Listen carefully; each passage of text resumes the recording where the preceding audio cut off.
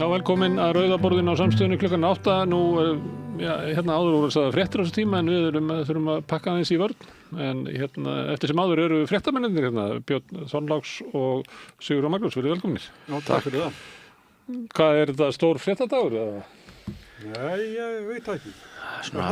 Svona helst bara þessi alþjóðamál kannski, hérna, svona, maður hefur verið að hlusta á Grænlendinga í dag, fylgjast með þeim sem bíða spenntir eftir fundinum á morgun. Já. Og það hefur komið fram í dag að Varaforseti mætti þar, sem er mikill hérna, innlimuna sinni. Einmitt. Og eitthvert fíbl þarna repúblikana þingmaður búin að leggja fram þingsályktunartillögu að hérna Grænland bara verði 51. ríki Bandaríkjanna. Og maður er svona aðeins að velta fyrir því hvernig það líður. Það er ekki margir sem að segja það. Þannig frekar að þið fái svona auka aðild eins og akkurat. þar sem við fái þingmann sem hefur ekki atkvæðarétt og eitthvað svoleiðis. Þið eru náttúrulega bara 56.000 manns. Já. Það fengið 2 senatora ef þessi maður fengið sínu fram. Það sér það ekki alveg. Nei.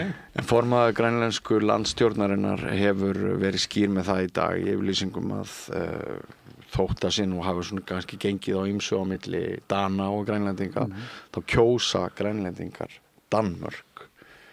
Það hefur komið fram í dag. Þeir vilja náttúrulega alls ekki neitt hafa saman að sælda við Bandaríkin.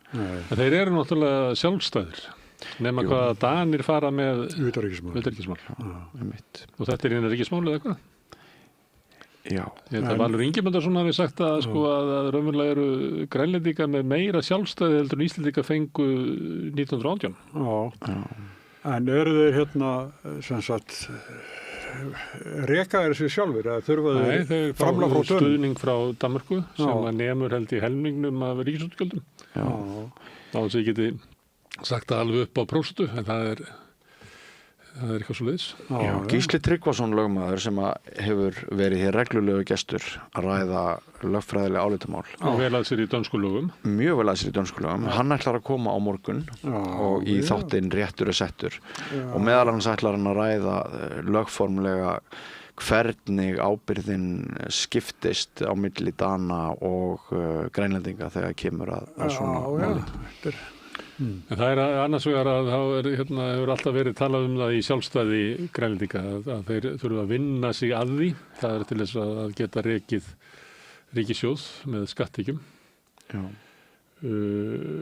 Og alltaf verið líka svona hugmyndum það að þeir eru svo fáir, eins og við kannski, að þá sé erfitt fyrir þá að vera háðir öðrum sem þau myndu gera samning við Kínverja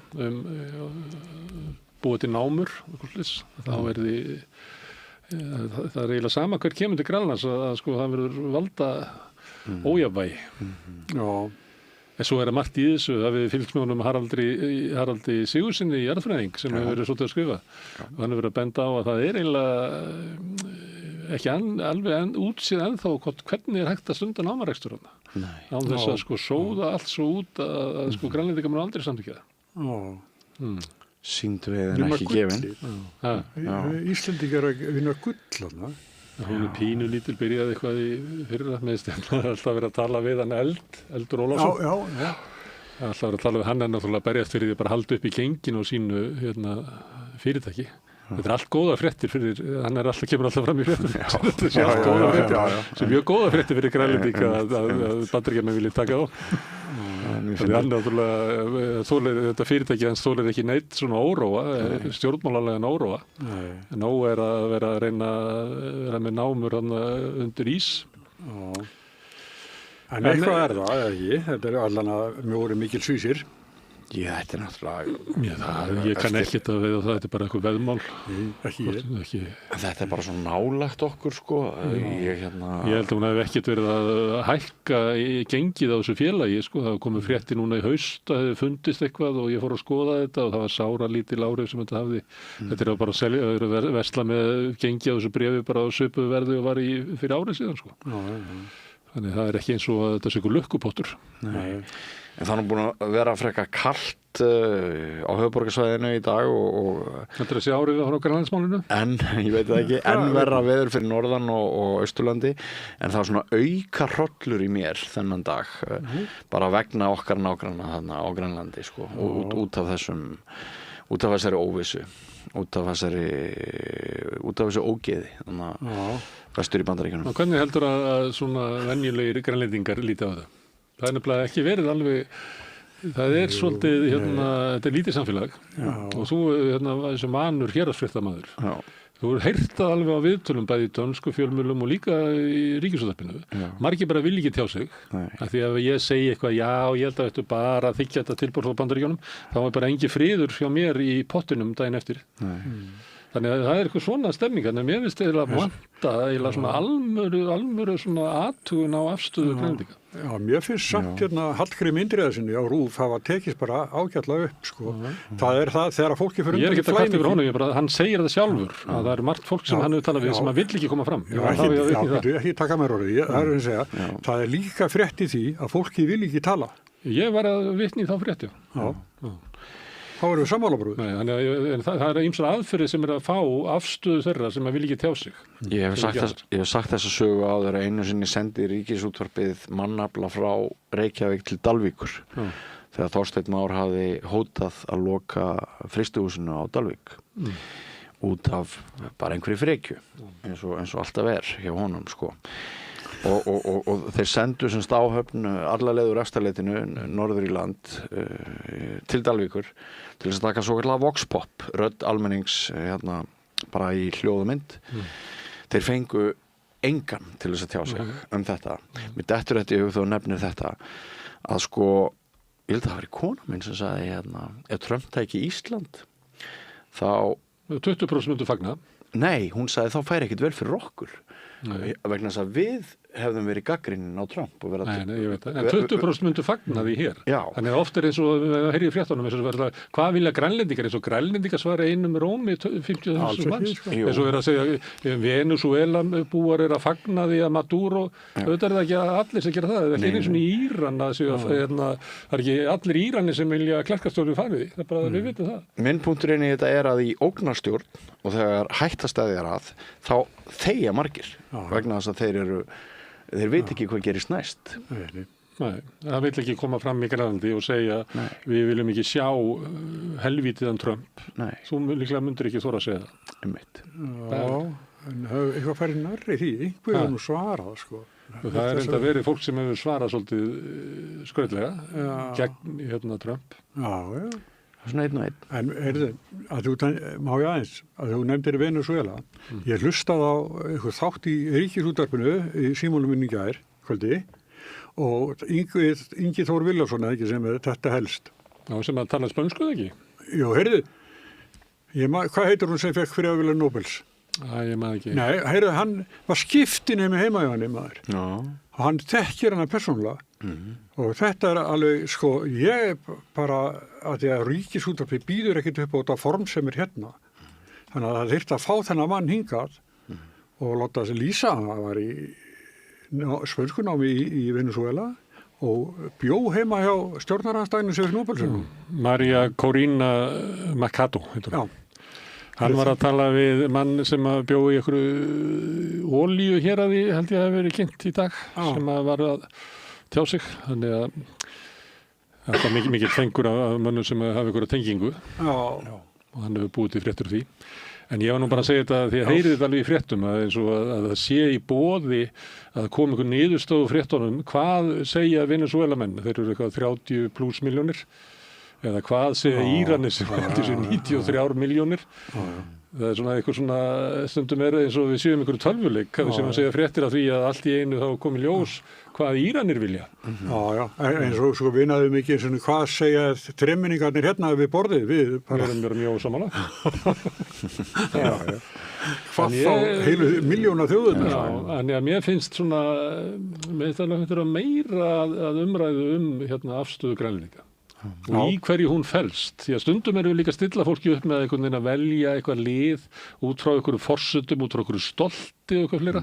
En það getur verið alls konar sjónarmið sem að blandast þarna inn í bara hvernig fólk sér fram á, sko, mér finnst að kom í einu viðtali, kom mér fram, það var eitthvað sem að andmælti að Grænlendingar ætti að fara að tengjast Bandaríkjunum, af því að Bandaríkjamenn hefðu mjög vont orð á sér hvernig þeir umgangast frumbyggja, sem miklu betur gert í Kanada, sem nógu slæmt samt. Kanadamenn nú að opna heilu fjöldagrafinnar, muni geta því, það voru fréttir fyrir svona 3-4 árum, og við erum hinum megin, erum við með Samana, sem að eru alveg sambærilega fréttir ófrjósemisaðgerðir á sömunum, eins og Danirnir voru með, og Danirnir farið mjög illa með Grænlendinga. Þannig að ég held að við viljum fá svona þykkari umræðu hvernig hvað Grænlendingarnir eru að tala við eldhúsborðið hjá sér. Það sé svona sjónarmið sem þær eru. Herðu, talandi að tala eldhúsborðið, ég er nú að reyna að losa mig við þann litla íþróttaáhuga sem ég hef. Mér finnst það ekkert svona að gera mér sérlega gott. En ég dætti að horfa á biðstofuna og með þetta skemmtileg þættir. Þetta er svona skemmtilegast að íþróttaumræðu það sem ég hef séð, sérstaklega fyrstu þættirnir. Mér finnst einn galli við Hvað er biðstofa? Það er horfa á það. Það er á RÚV, ég veit ekki eins og hvað þetta var á dagskrá, ég bara fann þetta á vef RÚV, þá sita þeir 3 með henni Helgu, heitir hún ekki? Jú. Skeggjaði línumaðurinn, Kári Kristján. Logi. Ólafur Stefánsson. Svo kom Aron Pálmarsson með þeim í gær. Kom í lokin. Mjög skemmtilegt svona dýnamikinn á milli þeirra. Og líflegar umræður og stundum ekki vitt, langt frá mitt vitt. En náttúrulega mjög reyndir menn. Alveg svakalega. Er þetta glæni í þættir, sem sagt? Já, þetta er bara... Þetta er bara út af EM sem er að fara í gang núna. HM er ekki? HM, já. HM. Það er engin leikur búinn og svona sem er ofta í stofunni. Nei, það voru náttúrulega að gera upp leik og eitthvað svona. Þannig að laus við það og þeir eru að lausa alla leikina og þeir eru bara að tala íþróttir. Mjög skemmtilegt. Mér finnst Kári má ekki vera alveg svona frekur orðið. Nei, hinn eins og Ólafur Stefánsson sitja við hliðina á honum. Hann þeir eru líka rífast orðið. Já. Þetta eru fínir þættir, Ég nefndi þetta bara því að við vorum að tala svona eldhúsborð að það er svona öðruvísi samtal. Mér finnst alltaf gaman að því. Hún hlær stundum alveg innilega að þeim, Þeir eru alltaf kostulegir, Þetta er HM í handbolta, ekki EM, svo því sé aldrei til laga. Þetta er alltaf miklir hanar allt saman. Já, þeir, maður hefur náttúrulega oft séð til þessa liðs, ég bara mista þeim núna fyrir þetta mót. Og RÚV gerir þetta nú nokkuð vel bara að fá til sinni skemmti. Það er svona verið heppnir eins og Logi Gesson hefur nú staðið sig einstaklega vel í þessum þáttum og verið skemmtilegur, hreinskilinn. Hann hefur þórað að tjá sig. Mér finnst þeir allir skemmtilegir. En verðum við ekki taka boltan núna og aðeins að segja hvað okkur sjálfum, hvaða væntingar við berum sjálfur í brjósti, því þær hafa aukist á Íslandi í dag. Það er alltaf þannig, ég man ekki eftir þessu móti sem er alltaf í janúar. Öðruvísum alveg margvinna það bara í kringu þetta. Þetta er besti hópur sem Snorri hefur verið með, 3. árið hans. Það er líka sagt í öll skiptin. Ég er með fyrsta íþróttaþáttinn minn, Bekkin, á fimmtudaginn, fimmtudagskvöldið. Ætlar í handboltann? Þá fæ ég Gaupa og Arnar Björnsson sem hafa báðir mikla reynsla þessu. Glæslegt. Og Gaupin sem fyrrandi aðstoðaði landsliðsþjálfari og þetta eru... Pabbi Snorra, landsliðsþjálfara, fyrir þá sem ekki vita. Og Pabbi Snorra, landsliðsþjálfara, fyrir þá sem ekki vita. Já, einmitt. Er hann ekki á leiðin út, hann Gaupi? Ég veit ekki, hann kemur alltaf að hinga á fimmtudagskvöldið. Já, einmitt. Ég veit það ekki. Hann leikur kvöldið eftir, fyrsti leikur á föstudagskvöldi. Við erum búin að þekkjast alveg svona frá þarum úlingar, ég og Gaupi. Já. Eins og ég segi þá er ég að reyna að venja mig að við hafa áhuga íþróttum en ég sá að við erum að keppa Ungverja og það hljómaði ekki vel. Nei, það held ég er það ekki alltaf fyrir Ungverjum með það? Já, það er búið að vera álög núna skeið. Það verið álög á okkur skeið kakvart Ungverjum. Ungverjum? Já, skeið. Nú riftu við þeim álögum, afléttum þeim. Fyrsti leikur? Þetta er Ítalía fyrst, svo er það... Já, Ítalía fyrst. Svo er það, ég man ekki hvort í röð, hvort Póllands eða Ungverja leikurinn er... Já, það nema voni að hafa haldið þetta að vera Evrópukefni. Þetta eru bara Evrópu, svo eru við keppa í Svíþjóð. Já. Ekki rétt? Jú, Evrópuliðin eru náttúrulega langsterkust í handbolta. En það er samt verið að breytast. En ég er peppaður, sko. Ég held við ná langt og liðan Snorra lítur vel út. Það er kannski 1 eða 2 leikmenn sem að maður svona hefði viljað hafa sterkari í liðinu. Eða stöður, línan, hún er alltaf svolítið brothætt. Og hérna, en það er kannski eina staðan sem að er brothætt, finnst mér. Svo erum menn að tala að hérna, að Haukur Þrastarsson eigi inni frá þessum upptunuleikjum sem voru vináttulandsleikjum og ég vona það líka. Janus, mér varst að gera svolítið mikið að mistökum og feilum, sérstaklega í seinni hálfleiknum á sunnudaginn. En ég er bara allur á iðin og þegar. Ég er svo spenntur. Já, ég er það líka. Mér finnst þetta er ævindilega skemmtilegt og þeir voru að svona metastum í gær hvort að hérna hvor væri yngri Viktor Gísli eða Björgvin Páll. Því mér hefur hvernig hann varði á móti hérna frá hann. Já, einmitt. Ferti í maðurinn, sko. Þetta var nú áhugaverð ákvörðun hjá Snorra að bara leyfa Gísla að spila allan fyrir leikinn og Björg að spila allan seinni leikinn. Það var ekki einu sinni skiptinn í vítum. Nei, ég er alltaf spenntið fyrir þessu. En það er alveg rétt, við höfum oft talað okkur upp í að verða mistarar að löngu áður móti byrjar. Ég fletti upp hérna í Ungverjalandi svona síðustu leiki, það var 2024. Þá töpum við 33-25. Vá. 2023 töpum við 30-28. En við unnum þá hérna þegar við lentum í 7. sæti í EM 2022. Þá unnum við á hérna 31-30. Já. Þannig að það eru þá 3 leikir og 1 sigur. Já. Þetta er frábært lið sem við eigum núna. Já, og við með menn eins og Gísla og Ómar og vinstra hornið hérna, hvað heitir hann? Viljið ekki fara í ferð með ykkur? Svo er það 2020, þá spilum við þá unnu þeir 24-18. Unnu þeir? Já. Okkur fjandinn. En við erum með þarna 2 sem hafa verið íþróttamenn ársins á síðustu árum sem er Ómar og Gísli. Og Gísli er búinn að vera tvívegis valinn besti maður lokakeppni meistaradeildarinnar. Ég held að hann sé bara eitt besti handboltamaður í heimi núna. Og skemmtilegasti líka. Þetta er alveg suma sendingarnar eru bara alveg gjört ævintýri. Besta sem Þorgerður Katrín hefur gert, segja sumir. 2014 þá var jafntefli. 27-27. Og komum við svolítið aftalega núna. 2012 þá töpum við 34-33 í Ólympíuleikunum í London. Þar sem við vorum líklega með besta liðið sem hafði mestu möguleikana á að komast á pall. Við gerðum ekki. Þeir voru ennþá að gráta það í... Þá voru þeir Kári Kristján og Ólafur Stefánsson kannski í liðinu þarna. Já, og hérna er þetta ekki fyrsta stórmótið sem Aron kemur. Þetta er eiginlega gullaldaliðið pluss Aron. Þannig að við áttum að vinna ná betri árangur þarna. En það stranda ógurum. Vertu ekki að segja frá þessu, sagði Logi við Aron í gær þegar hann fór að tala þegar að þeir voru saman í herbyrgi. Báðir svona varamenn í liðinu og struk út nóttina á hótelinu. Og svo hringdi Gummi til þeirra yfir í, hann var í næsta herbyrgi í liðinu. Alveg kolvillus. Þið sjáuð að hérna á kannski þessum leikir sem við erum að telja upp að þá erum við búin að vinna kannski 1 leik á síðustu 6 á móti Ungverjum. Já. En stundum eins og þetta er Svíagrílan minnir henni. Jú, það er líka svona fjall. En þetta hefur verið meira bölvun og álög heldur en að Ungverjar hafi verið raunverulega betra liði. Það er nefnilega komið svo vel fram hjá honum að sem nú spilaði Ungverjalandi, hann Aron. Hann var að segja að Ungverjarnir væri alltaf svo hissa yfir þessu. Þú veist, þeir færi alltaf hissa yfir þessu. Þeir færi alltaf í leikinu og var alveg vissir og þau myndi skítapa fyrir Íslandi. Svo eftir leikinu eru þau bara, hvað gerðist eiginlega? Því að þeir eru yfirleitt alltaf á pappirónum, miklu lakara lið. En einhverju hluta vegna að þá vinna það nokkur. Þeir eru bara henta Íslendingu bara alls ekki. Þeir eru bara einhvern veginn ekki... Við förum í þetta hérna á 5. daginn ég og íþróttafréttina. Það verður gaman að heyra hvað þið segja. Herðu, þið eru með efni í kvöld? Já.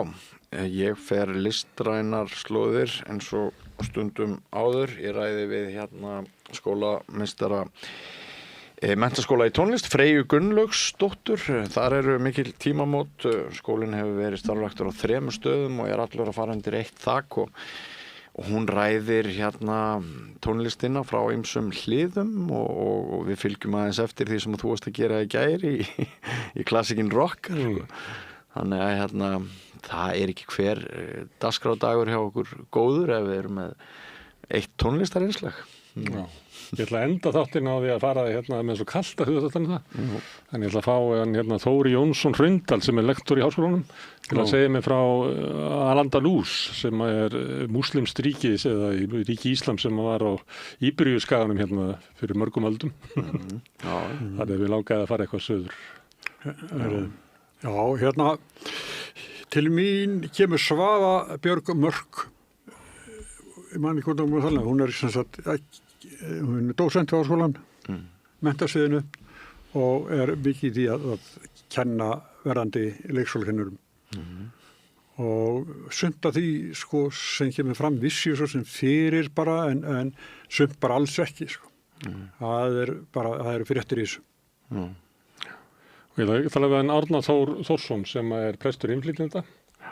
Hann skrifaði grein múslimahjörðina, það var gekk fram á honum eins og hjá mörgum sem svo útliti gandúð sem í samfélaginu. Hann náttúrulega að sinna innflytjendum. Það svo merkilegt að í þessum söfnuður ég veit ekki alveg hvort það kannski ekki formlegu söfnuður. Þau í Breiðholtskirkju, þarna í Indíánatjaldinu svo kallaða kirkjunni. Þar eru flestir hérna sem að koma í messu til þeirra frá Miðausturlöndum.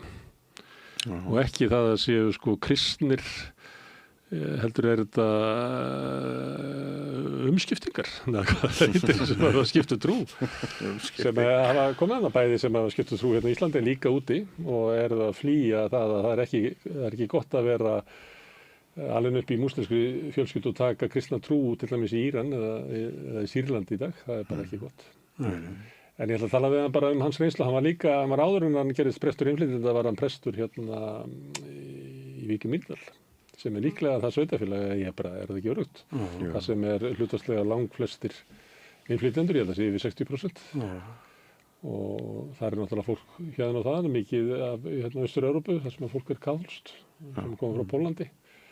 En það nú mikið að koma fólki frá Úkraínu sem nú hérna réttrúnaðar kirkjan nær þar á land. Það þetta bannað að vera tilheyra rússnesku réttrúnaðarkirkjunni í Úkraínu í dag. En það önnur réttrúnaðarkirkja sem þarna. En ég veit ekki alveg hvaðan fólki sem að koma frá Úkraínu, hvort það sé komað austan eða vestan sko. Þannig að Úkraínu stórt land, plássur marga kirkjur. Þetta ætlum við að ræða í dag. Það ekki einhver hasar í borgar hérna kosningunum. Sáu þið spjall þeirra Péturs og Heiðu í Kastljósi? Já, ég sá það. Ég sá það hægt á því hjá svo ég fór bara að hugsa eitthvað allt annað. Já, svo kurteislegt. Ég var alltaf að bíða eftir að kæmi eitthvað. Já, ég bara satt út þarna, ég fór að gera eitthvað allt annað. Sko eina sem að getur rauninni rætt það að Pétur var að gefa upp þannig gamla bolta með Reykjavíkurflugvöll að byggja þar, 40.000 manna byggð. Já, og að gefnu samkomulegi við fólkið út á landi og sjúkraflugið og allt þetta sko, náttúrulega margir fyrirvarar en hérna þetta verður það sem að hann mun væntanlega setja oddinn í kosningabaráttunni, það þetta mál sem hann reifaði þarna og nú bent á þáttastjórnandi að þetta hefði nú það sem hann væri að segja væri klísja í 50 ára eða eitthvað í umræðinni. Til þið kannski líka þinginu bara, ekki? Jú. En þetta var það eina svona sem maður getur sagt einhverja sögu af eftir þessar umræður. Skipulagsvaldið hjá borginni. Já, þetta svona það samkomulag við ríkið að Reykjavíkurflugvöllur verður þar til annar kostur fæst og hann verður alltaf innan borgarmarkana. Nei, ég getur verið hægt að þrengja eitthvað annað, ég veit ekkert það, en það bara Njáll Trausti Friðbergsson sjálfstæðisflokki vildi svipta borgina það búið að reyna að svipta borgina skipulagsvaldinu og ekki tekist. En ef Kristrún kyssti hérna Pétur á ennið og sagði já, það í lagi að þú ferir gegn Heiðu. Þessi minn elskaði sonur sem ég vel þunni ná. Já, þá þætti mér mjög ólíklegt að hann væri að tala þessari röddu í andstöðu við vilja Kristrúnar. Þannig að kannski Kristrún svona að gefa aðeins upp boltan þetta að Reykjavíkurflugvöllur sé ekki meitlaður í berg, enda því ætti hann að vera meitlaður í berg eins og allt hefur breyst. Mér finnst það skrítið því að þetta var alltaf talað Hvassahraun og það nú svona næstu því farið út af borðinu, bara út af Suðurnesja eldum. Man hefði nú kannski búist við að einhver í Borgarfirði sé komið bara til okkar eða fólk í kringu Selfoss. Fínt að fá flugvöll, en hvað með Elliða hérna í Ölfusi ekki að koma flugvöll í Ölfusi? Nó pláss í flóanum. Hérna í Ölfusi segir, það nó pláss. Það náttúrulega eitthvað þarna. Nei. Nú? Nei, þarna hafi blá eitthvað veitingastæður. Nei. Ég held að kannski vill ekki fá flugvöll. Hvergeringar vilja ekki? Jú. Ég held að viðtalið við þau tvö hafi verið á sama tíma og við vorum með viðtal við Loga Má Einarsson, ráðherra. Ég fekk svolítið að viðbröðum á það viðtal. Það gerist nú ekki alltaf, en ég fekk slatt af svona meldingum frá fólki sem fannst þetta ágætis spjall og við getum sagt að eftir þetta samtal okkar við hann í gær þá virðist nú sumt benda til þess að það hafi verið, ef að segja mistök, eða ef að segja að textavinnan í kynningunni að henni hefði verið ábótavant. Hann vildi allavega ekki kveða upp með það að samstöðin væri ekki sannarlega styrkhæf. Það svolítið eins og það hefur verið óvart. Já, bara vil líka heyrið manni aðstofamanni hans eftir að við kláruðum upptöku og mér finnst nú blása aðeins byrlegar fyrir samstöðina eftir þetta spjall. Það er stjórnmálafólk, þetta eftir því. Það var ein frétt sem hélt áfram eftir þetta spjall þeirra Péturs og Heiðu. Það var hvort að Heiða hefði sigað lögmanni borgarinnar á Pétur. Það var hvort að við kannast við þá frétt. Það kom allt inn í fréttum það að væri verið að kanna það hjá borginni. Hún hafi fyrirskipað. Hæfnisstöðu hans sem ég nægi alveg að því hann nú bara í frambóði í einhverju prófkjöri. Það ekki svona hafi einhverju lögformlega stöðu sem lóða hafi í Skerjafirði, eða? Það var kannski annað en að væri borgarstjóri. Ef hann hefði sagt ósatt. Hver var framhaldsfréttin, segir þau? Það bara einhver hún segist ekki að hafa sigað borginni, heldur hafi lögmennið tekið upp á sjálfum sér. Já, það kom fram. Já. Jú, það en já. Þetta harka. Ég veit ekki hvort. Ég held að verið harka í þessu prófkjöri. Hvenær verður kosið? 24. janúar, minnum mig. Nú, svona stutt í það. Já. 10 dagar, ég held að eftir að sjóðu upp úr, eftir viku. Já. Ég hef heyrað rosalegur hiti í samfélkingunni. Líka út af viðtalinu við Kristrúnu í heimildinni, sem eldist nú ekki vel í tengslu við Grænlandsmálinu og fleira. Og líka þetta með að teygja sig til miðflokksins í innflytjendamálum. Akkurat. Sem að miðst Þannig að ég heyri mikinn hitta en þau ætla að koma hinga held ég á 50. Já. Kannski náðu einhverju líflegra samtali heldur en Pétur og Heiða koma hinga á 50. Kannski náðu einhverju líflegra spjalli. Ég vona það. Herðu, Björn og Sigurjón, kæra þakkir. Við ætlum að skipta yfir í smá auglýsingar og svo koma við kvöldsins. Minni á að það sem drífur samstöðuna áfram eru áskrifundur. Það sá hluti áhorfenda sem hafa gerst áskrifundur til þess að halda samstöðuna gangandi. Ef að þú vilt slast í þann hóp þá getur þú farið inn á samstöðum.is, þar kneppi sem ástöndur áskrift.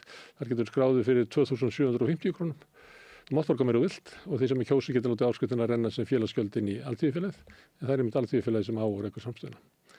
Smá auglýsingar og svo koma viðtöl kvöldsins. Við lifum á tímum þegar þörfin fyrir opna og gagnrýna umræðu er brýnni en nokkru sinni fyrr. Ég heiti Ólína Kjerúl Þorvarðardóttir og ég styð og vel samstöðina, sjálfstæðan og óháðan fjölmiðil. Fyrir mér þá er trú að sleppa tökunum og treysta. Og það er rosa mikil drifkraftur í trúnni. Ég held að ef maður sér eitthvað verkefni fyrir sér og trúir því líka, þá er það miklu líklegra til að verða að veruleika. Ég heiti Guðni Már Harðarson og ég trúi á minn hátt. Jæja, krakkar, þetta er síðasti dagurinn minn. Ég ætlaði nú aldrei að fara að vinna sem leiðbeinandi. Ég hef náttúrulega aldrei lært þetta, að kenna. Ég lærði nefnilega hagfræði. Hæ krakkar, ég er nýji kennarinn ykkar. Ég er búin með 5 ára kennaranám og ég hlakka til að vera með ykkur þangað til þið útskrifist. Fjárfestum í kennurum. Kennarasamband Íslands. Samstaða skilar árangri. BSRB, afl í þágu almennings. Öflug verkalýðshreyfing lykillinn að öflugu samfélagi. Alþýðusamband Íslands, samstillt barátta í þágu launafólks í meira en heila öld. Samlokubrauð, maltbrauð, tékkneskt-brauð, súrdeigsbrauð, brauð ársins, Bernhöfts bakari, íslenskt handverk síðan 1834. Byltingunni hefur verið frestað vegna skorts á ríkisfjármagni. Gluggagallerið Stétt, Bolholti 6, opið allan sólarhringinn alla daga ársins. Alþýðufélagið frábær hugmynd. Félagsgjöld í Alþýðufélagið eru krónur 2.750 á mánuði og renna óskipt til dagskrár og útsendinga samstöðvarinnar. Samstöðin.is. Ertu með fundi, fræðslu eða kynningar? Vorstjarnan býður baráttuhópum og félagasamtökum aðgang að ódýru húsnæði í 105 Reykjavík. Hafðu samband á vorstjarnan@vorstjarnan.is. Allir þættir samstæðvarinnar eru á YouTube.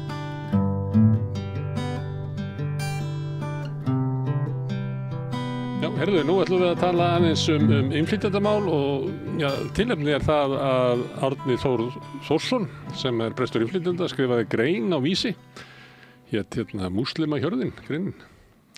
Herðu, þetta náttúrulega málefni sem eru mikið rætt í samfélaginu, á alls konar sjónhornum og kannski að meiri hita heldur en flest annað. Já. Hvað fekk þið til þess að stinga niður penna eins og sagtir? Sko, nú ég búinn að vera prestur innflytjenda í 1 ár og fengi þessi málefni svolítið beint í æð. Já.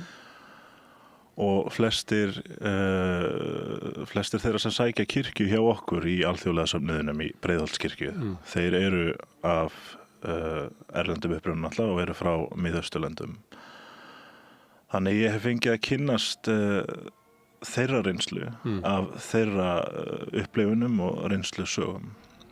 Og mér hefur lengi langað að skoða tölfræðina á bakvið hversu margir eru hér á landi, af því að eins og umræðan eins og segir. Margir af þessast fólki frá Miðausturlöndum? Já, akkurat. Þannig þið finnst umræðan svona að vera hiti í kringum það? Já, mér finnst það.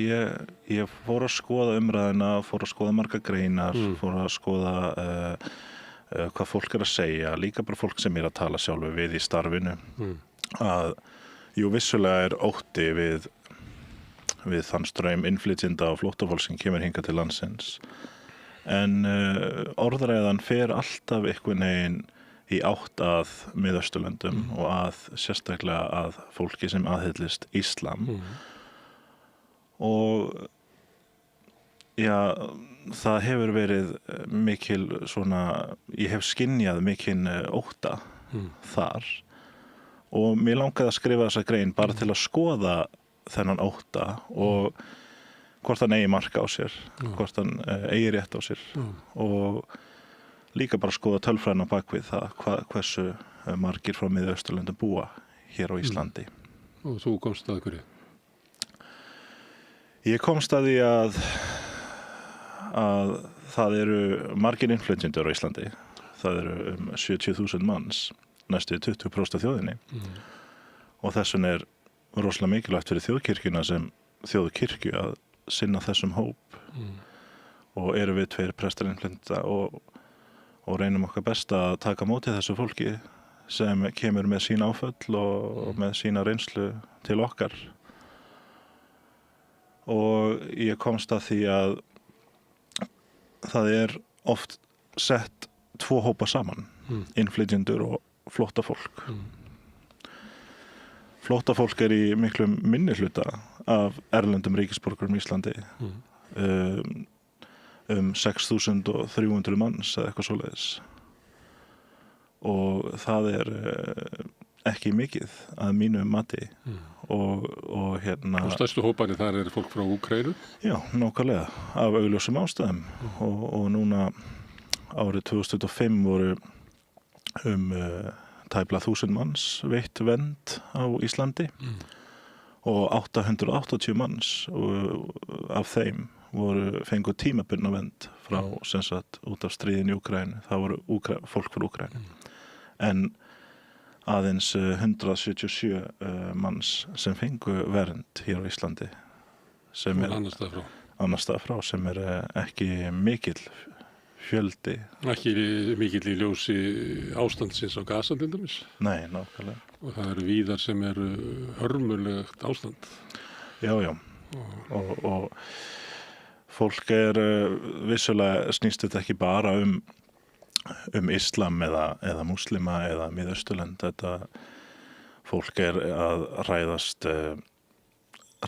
hérna að innflytjendur verði fleiri en Íslendingar og við þurfum að varðveita tungumálið og vernda kristingildi og standa vörð íslensk og þjóðuleg gildi og þessi umræða kannski svo litið smituð af hérna umræðinni sem á sér stað í Bandaríkjunum til dæmis. Það sem hugmyndur að hvítir verði í minnihluta. Já. Ég leik mér á því daginn að taka saman hérna flokkunin sem að þar Já. Þar eru 56% hvítir samkvæmt skilgreiningu Hagstofunnar í Bandaríkjunum. Okay. Það sem á að vera í næsta manntali af því að þá þeir að taka í burtu fólk frá Miðausturlöndum sem að hinga til að vera flokkað sem hvít í þeirra flokkun. Þá tók ég það vera 56% í Bandaríkjunum sem myndu falla undir að vera hvítir en það 97% í Íslandi. Já, þetta er svolítið fyndið að við séum í alvörunni að taka upp þessar hugmyndir hér. Já, það bara, ef við skoðum tölunar, þá mikill minnihluti á Íslandi sem ekki hvítir og sem sérstaklega frá Miðausturlöndum.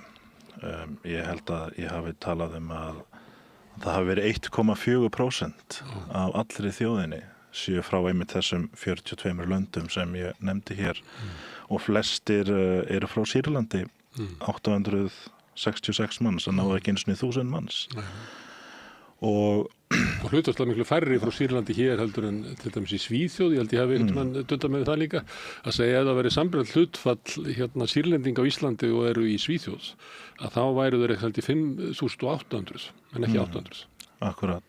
Þannig að einhver hluta vegna þá hefur við tekið á móti mun færri flóttamönnum frá þessum svæðum heldur en næstu nágrannlönd. Í rauninni, já. Og þetta ekkert allt endilega múslimar sem hingað að koma til landsins. Og ég vil nefni það vissulega í greininni að ég ekki að telja með múslima sem koma frá Austur-Evrópu eða frá annar stað frá. Það kom slatti af fólki frá Bosníu á sín tíma. Já, nákvæmlega.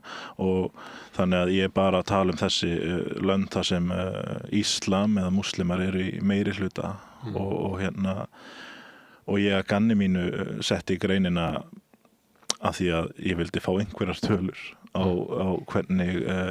hversu margir múslimar var í Íslandi og skoðaði bara tölur frá Hagstofu hvaða félög væru íslamsk og það voru 3 trúfélög og þessi tala náði ekki 2000 manns en ég gerir mig vissulega grein fyrir því að það eru eflaust einhverjir sem eru ekki skráðir í þessi trúfélög og talan því væntanlega mun hærri en það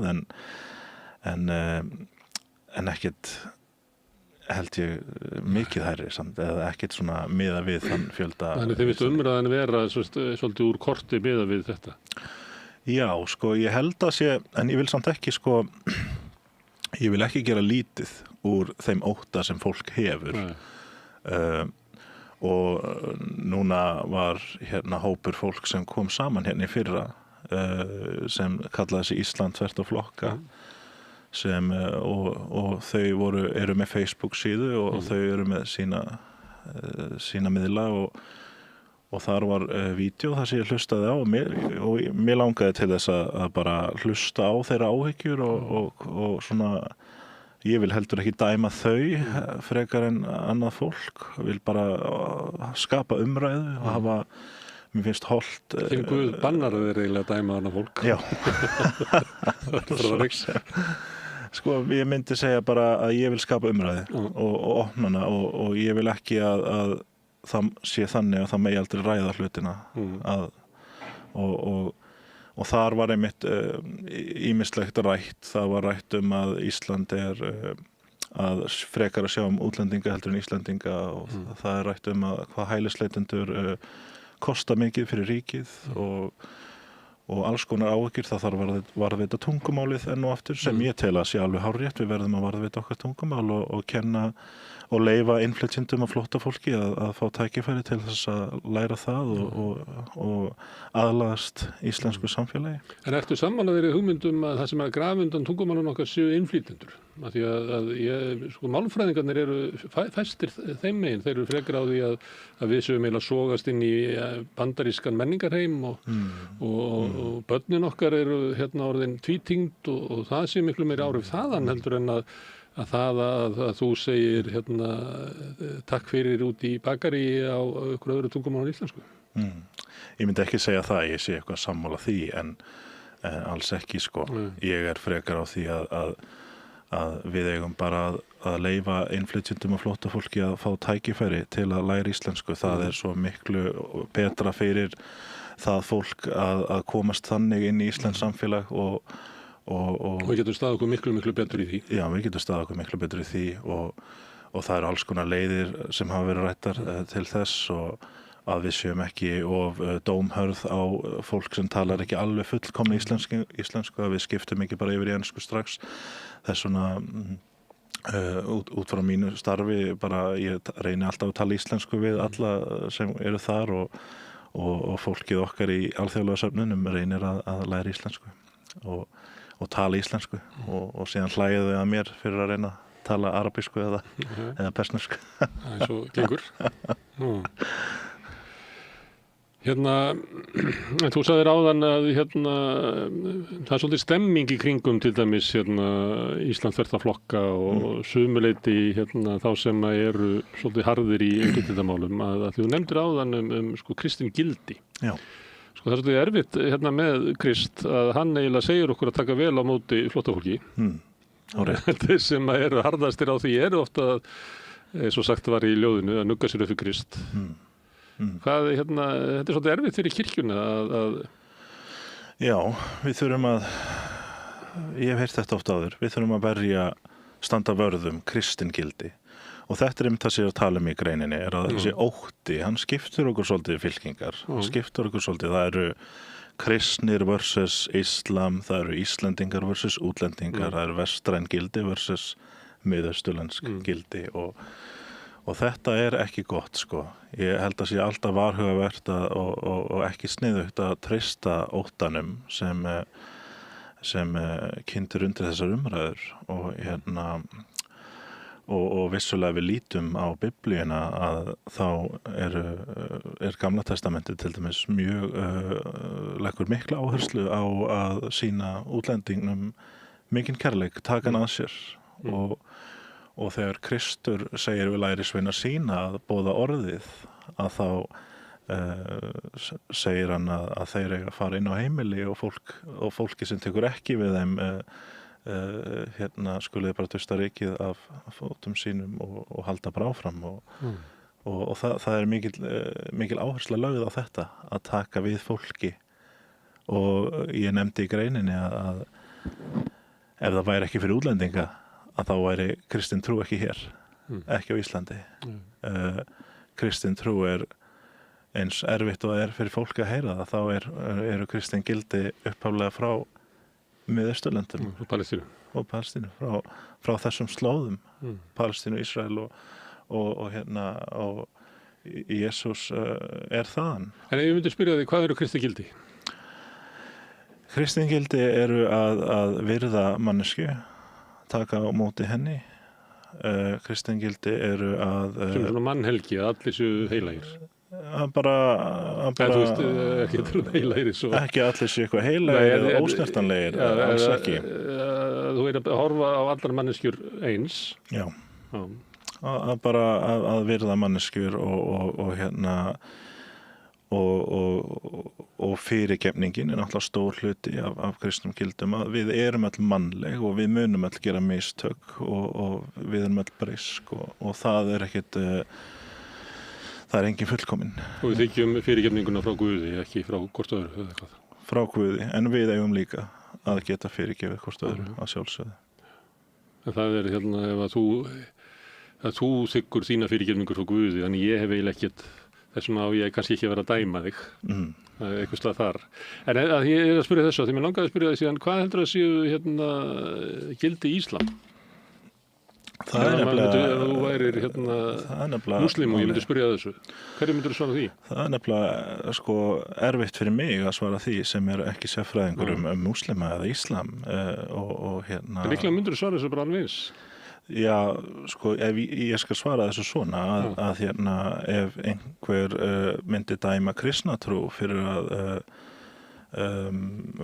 byggt á einhverjum fordómum sem einhverjir kristnir kunna hafa eða byggt á einhverjum glæpum sem einhverjir kristnir kunna hafa framið, hvort sem það eru skotárásir eða morð eða eitthvað í nafni Guðs og í nafni Jesú Krists og segja að þetta eru kristin gildi, þetta er kristin trú, sjáiði, þetta er kristin trú, þá myndi ég segja nei. Þá myndi ég segja nei að eru engin gildi frá, það er mín einlæg trú að það eru ekkert sem er slæmt sem kemur frá Jesú Kristi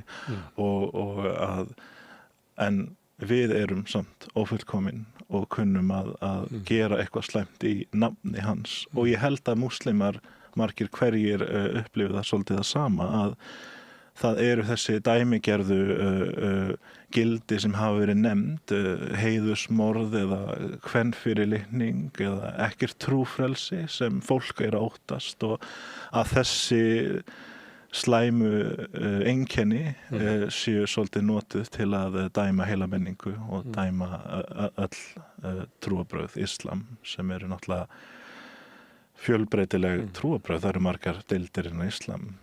Og eru kannski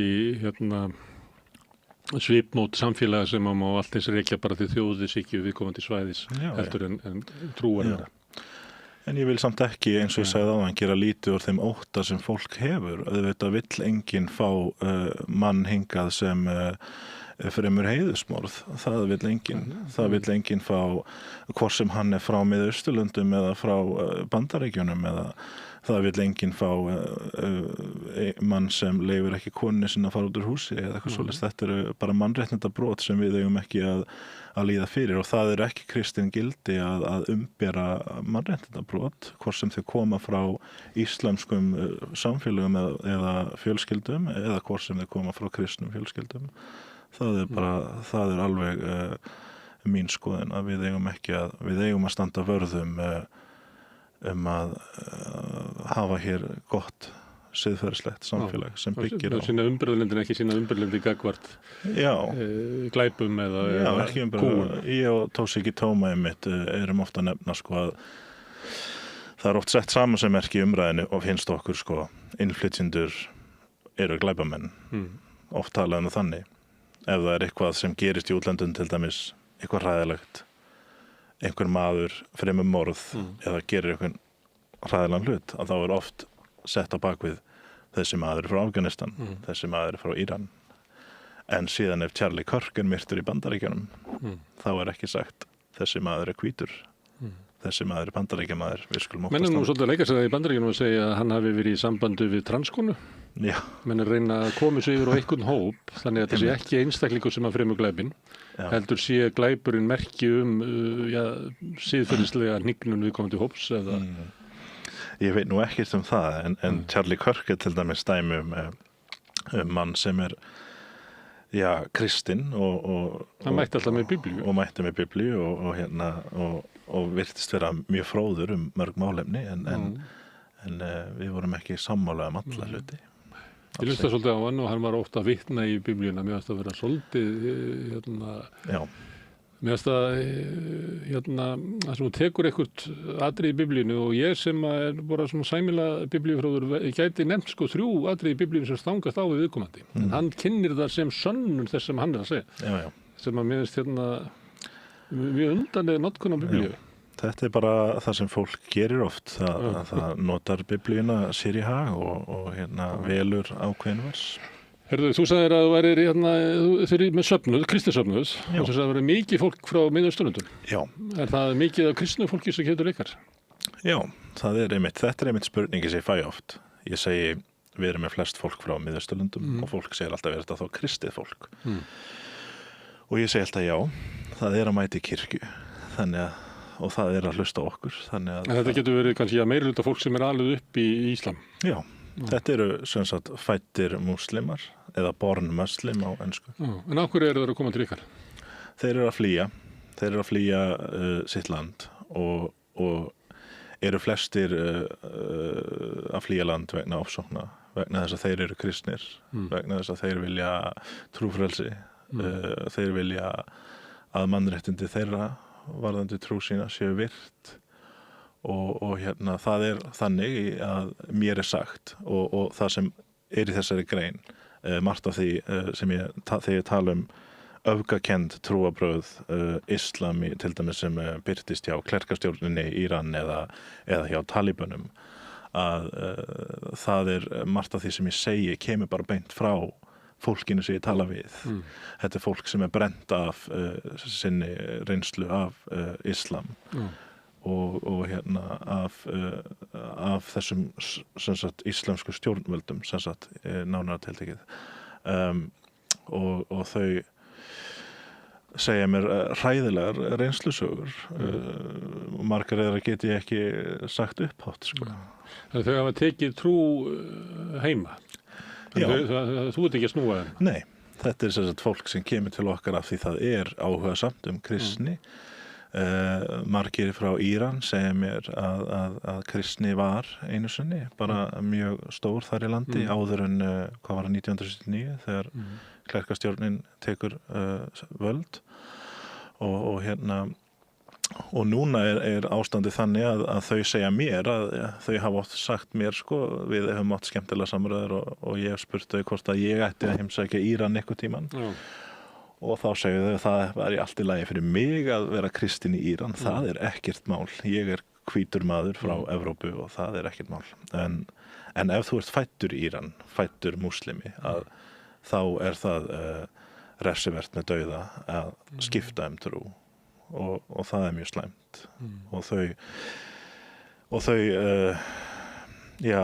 mörg hver þurfti að vera með svona húskirkjur bara samkomur inn á heimilum eins og var í fornöld í Rómaveldi þegar kristnir voru ósóttir þar mér finnst ansi merkilegt að þetta að raunveruleiki kristin fólks í Íran er á einhverju leiti sá sami og kristins fólks í fornöldi í Róm að það er ofsótt fyrir trú sína.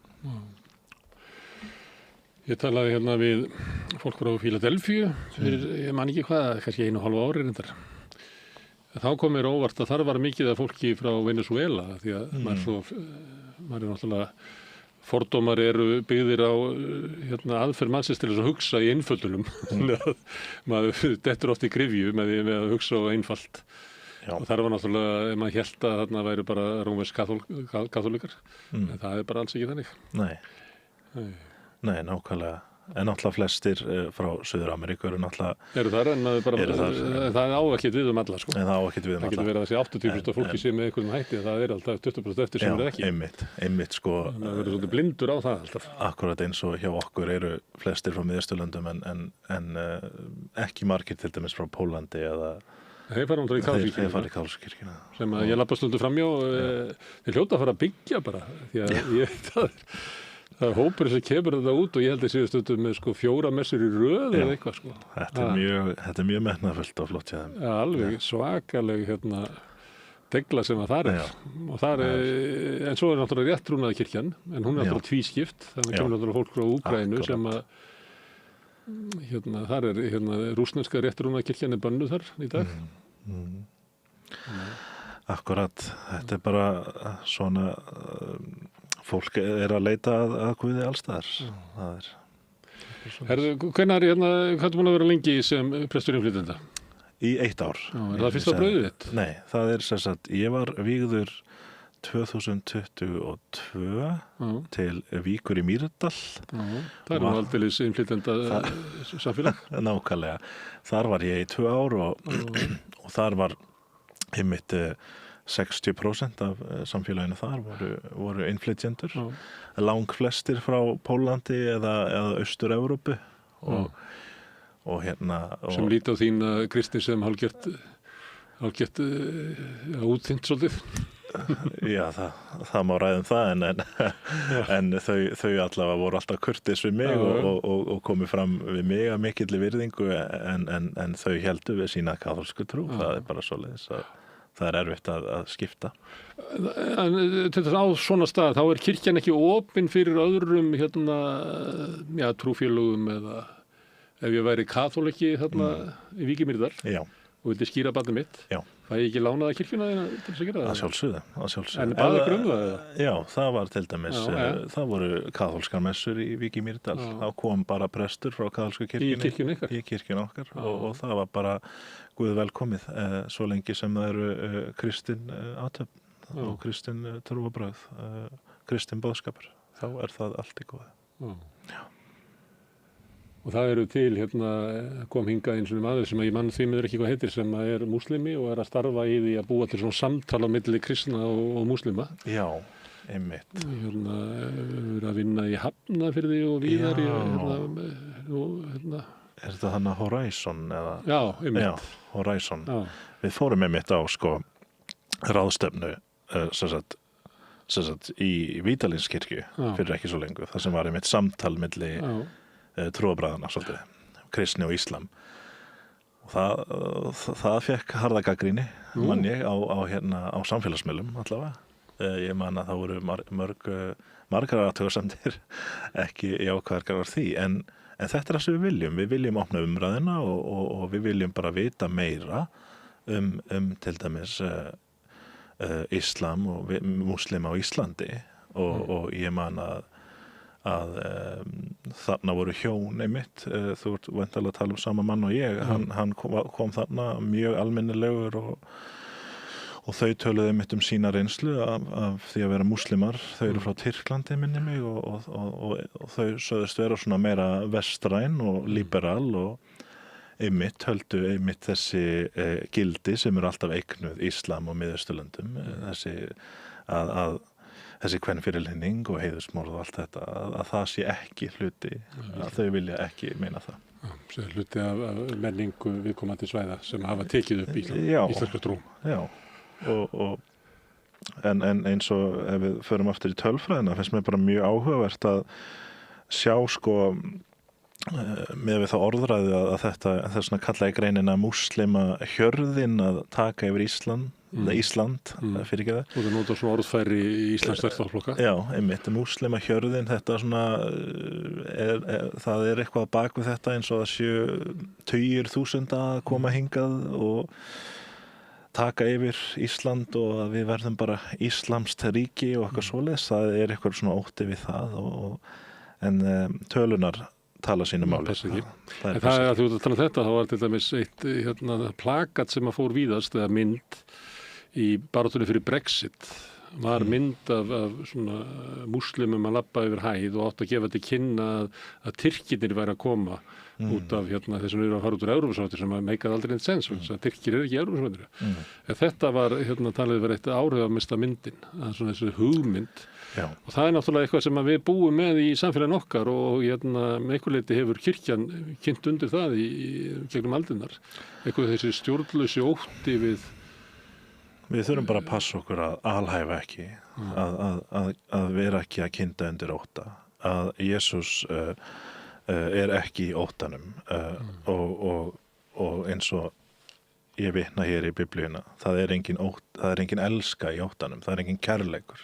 Skiptur okkur bara í fylkingar og lætur okkur fá fyrirfram gefnar hugmyndir fólk og ég meina það vildi svo skemmtilega til að stuttu eftir að ég skrifaði þessa grein þá kom til okkar maður í viðtal frá Asíu og frá Miðausturlöndum og hann talaði fullkomna íslensku eins og eins og bara Íslandingur og og mér fannst bara eins og allir veggir brotnuð þá bara niður, þú veist, milli mín og hans og þú veist, að því maður alltaf að mæta sjálfum sér líka, það eru alltaf einhverjir innbyggðir fordómar í sjálfum manni og þegar maður að mæta fólki og hann talaði fullkomni íslensku, þá bara fannst mér eins og var ég ekkert að spá í frá hvaða land hann væri eða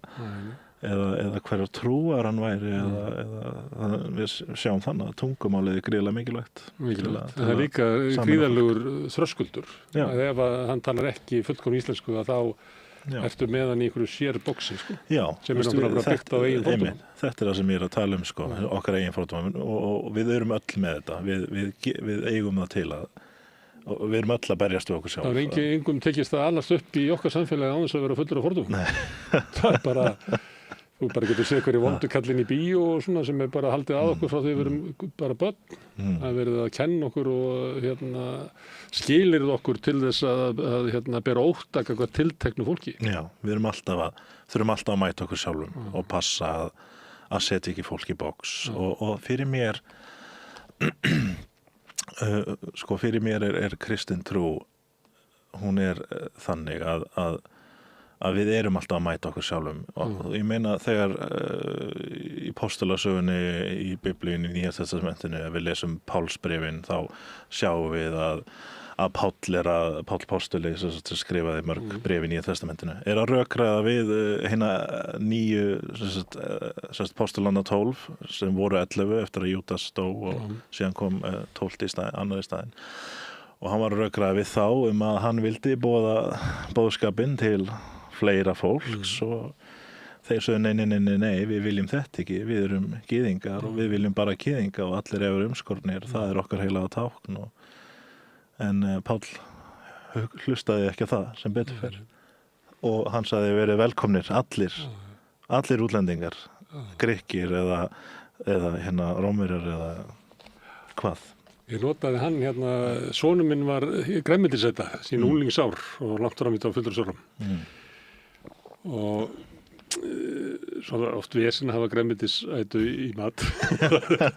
Ég notaði oft í einhverju bréfi Páls að það var hann að svara manni sem að spurja hvað ég að gera að mér var boðið í mat til Jónínu og Sigga og þau voru með óhreint kjöt, ekki slátrað með eins og gyðinga vilja sér slátrað. Hvað ég að gera? Og þá svarar Páll að auðvitað lætur gestir sinna að ráða, þú bara borðar matinn. Það er miklu mikilvægara heldur hvort að kjötið hafi verið slátrað rétt. Þannig ég notaði þetta oft á son minn og segja hann að ef hann var boðið í mat, þá áttu bara að borða það sem er í matinn, ekki að vera að tala að þú sett grænmetisæta.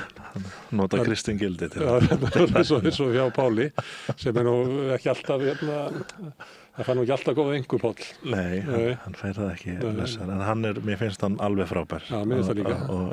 Ég byrjaði að lesa mikið þegar allir voru að skammast út í hann. Það er góð leiðbyrning að menn skammast mikið út í eitthvað, þá er eitthvað við í honum. Já, mér finnst hann alveg frábær. Hann er þetta sjálfur með sína innbyggðu fordóma og hann er bara maður síns tíma og hann er bara mannlegur. Eins og við all, gerir fullt af mistökum. Og hann og líklega Jesú myndi segja ef að þau finnst vera ómikið að fordómum í samfélaginu, þá skaltu vinna á þínum eigin fordómum. Akkurat. Það er gott ef við myndum gera það. Já, það er gott ef við getum ekki alltaf losnað við fordóma í öðrum með því að lemja það hausinn með Biblíunni. Nei, algjörlega ekki. Og Páll bara, hann horfði til framtíðar, hann sá fram á að kirkjan myndi fá það margfalt í verðlaunað með því að fá fólk allstar frá og það er honum og hans útlensku fylgjendum Krist sem sagt að þakka að kristni breytist út til allra heimsorna. Þessi stórkostlegi markasmæður sem að Páll var. Hann á eina mjög góða setningu, hann sagði reynið allt og haldið því sem gott er. Já. Það er mjög góð aðferð. Hann er rosalega sem er ákveðin svona fordómaleysi í þeirri setningu sem að ég vil benda á. Hann er rosalega skemmtilegur, mannlegur og maður getur tengt við hann á margan hátt og maður sér að hann skiptur skoðanir og sem frægt var og skrifar til margra söfnaður alltaf að taka til tillits til samhengis og tíma En að því ég sagði, er þetta fyrsta brauðið þitt? Er þetta gott brauð að vera prestur innflytjenda? Að sjálfsögðu. Þetta var náttúrulega að vera prestur, búin að vera prestur í 2-3 ár áður en ég kom hingað. Og það að vera prestur tekur tíma að læra inn á það og mér var svolítið hent í djúpulaugina í Vík í Mýrdal sem var alveg frábært því ég var bara einn og vissulega með fullt af góðu fólki í kringum mig sem voru sjálfboðaliðar í sóknarnefndum og svona en allt kirkjustarf og allar hugmyndir þurfti að koma frá mér ef kirkjan átti að gera eitthvað þá þurfti að koma frá mér og það var mjög góður skóli fyrir mig og ég horfi alltaf mjög eða hugsa alltaf mjög hlýtt til Víkur í Mýrdal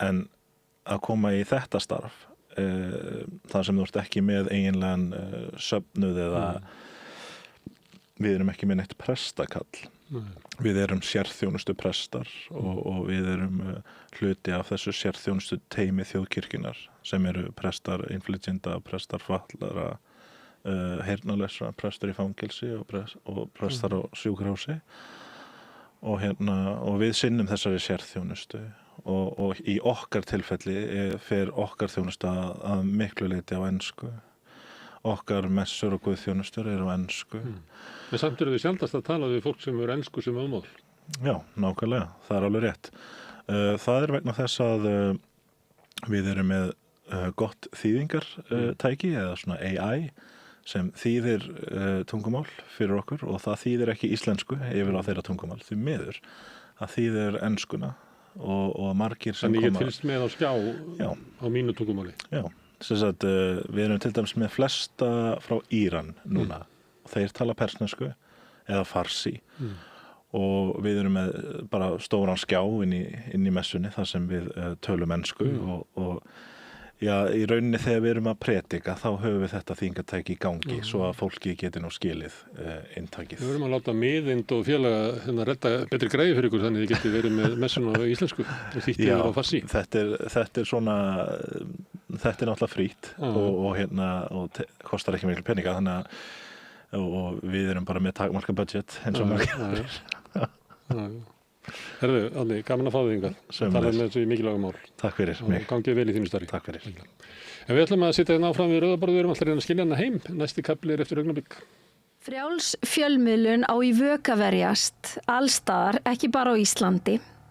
Peningavaldið og sterku hagsmunaöflin eiga greiðan aðgang að stjórnvaldi og fjölmiðlum og eiga jafnvel sína eigin fjölmiðla. Þess vegna er samstöðin svo mikilvæg. Hér er pláss fyrir alla raddir, málin eru krufin til mergjar og samtölin eru stór og innihaldsrík. Samstöðin er mikilvægt lýðræðistæki. Ég heiti Kristín Helga Gunnarsdóttir og ég styð samstöðina. Ódýr og öflugur miðill 40.000 manns sjá eða heyra þætti samstöðvarinnar í hverri viku. Ef þú vilt auglýsa, sendu post á samstöðin@samstöðin.is. Við erum í útvarpinu á FM 89,1.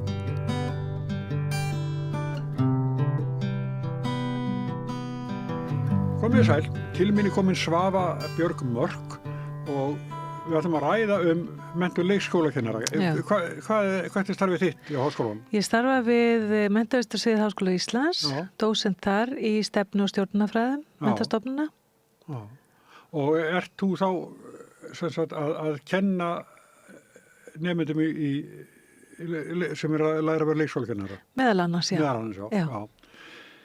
Sko, ég er svona ég las grein og þá fór ég að velta fyrir mér.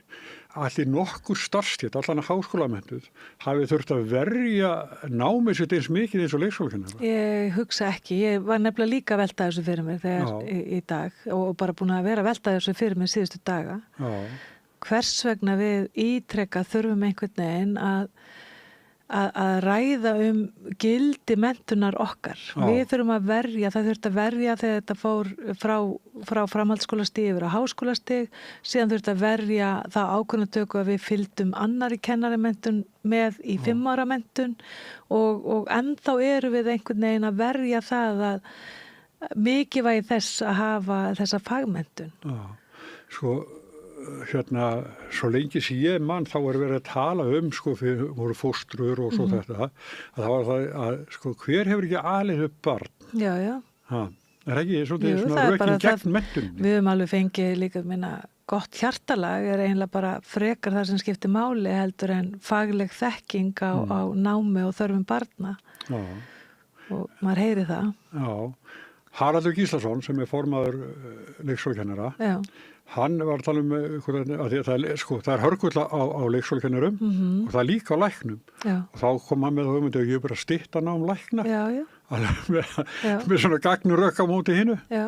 Og það er hörgull á sjúkraliðum, eigum þá bara hætta að mennta sjúkraliða? Já. Að þú veist, hvar eigum við að setja mörkin og hvers vegna hver er rökin fyrir því? Það er skortur á sjúkraliðum, skortur á hjúkrunarfræðingum, skortur á læknum, skortur á leikskólakennurum. Ísland er að stækka, kerfið er að stækka, hvort sem er leikskólakerfið eða heilbrigðiskerfið. Og eigum við þá bara að slá á kröfum? Já, hver vill það? Hver vill það? Já, en þetta er það má náttúrulega ekki gera lítið úr því að taka við svona ungum börnum. Nei. Kenna þetta bara að vera í hópi til dæmis. Já, bara, sko, og svo má þetta bara, þú veist, að ræða það líka, þetta samfélagslega ábyrgð varðandi fæðingarorlof. Já. Hversu tilbúnir börn að fara inn í stóran hóp barna, 12 mánaða, verja þar 8 til 9 klukkustundum á dag. Þú veist, er það besta fyrir börnin? Það má líka alveg ræða það. Er það það? Ég myndi alltaf segja að sko, ef þau geta ekki verið heima hjá sér í góðu atlæti fyrstu árin og fyrstu mánuðina, að þá ætti leikskólinn með fagmenntastarfsfólk að vera það sem að tæki við. Já. En til þess að góður leikskóli, sé góður leikskóli, þá þarf fagfólk. Já. Og þá er ég ekki að meina hvort það sé gott fólk, heldur þetta utanumhald. Já. En svo var, sem að líka, sko, svo er þetta, við byggjum leikskóla, leggjum í þetta einhverjar milljarða, væntanlega, milljónir. Já. Og í útlit, með rosalega lítið rými fyrir börnin. Í þetta rými hér, ég veit ekki hvað það væri hægt að setja mörg leikskólabörnin, það kæmi yfir, væntanlega 20 getur verið hér og er það boðlegt? Er það? Nei, mér finnst það ekki, mér finnst til dæmis við þurfum líka að ræða sko að því að það er börn sem eru ekki fann að hreyfa sig. Já, sko þau eru auðvitað færri inn á deild en þau þurfa fleiri starfsmenn. Já. Og yfirleitt teljum við ekki starfsmennina með. Starfsmennar tekur rými. Já. Hænur raunverulega hafa betri fermetrafjölda, ég held að sé 1 fermetra per hænu ætti að vera þannig til þess að þær hafa það gott. Já. Og Hörður Svavars, hann gerði mjög góða rannsókn á sínum tíma hann kallaði þetta börnin í veggjónum. Þannig að við gerum ekki nægilega mikið ráð fyrir góðu rými fyrir börn. Þannig að þegar fæðingarorlof lýkur og barn kemur yfir í leikskóla þá á að taka við gott umhverfi með góðu starfsfólki, fólk sem hefur menntun til þess að vinna, því að þú getur verið með fagmenntun, verið jarðfræðingur og starfa í leikskóla. Þú hefur ekki kunnáttu að þekkingu á hvað felst í námi og menntun ungra barna. En er æskilegast að allir starfsmenn á leikskóla séu menntaði leikskólakennarar? Þetta væri það best. Já, en það er eitthvað sem bara kemur ekki til greina eitthvað. Ég ætla bara að lifa í þeirri útópíu að við náum fram einhver tíma því að nú erum við með sko 2/3 þyrfti að hafa þessa menntun, hafa leikskólakennaramenntun. Er það þannig núna?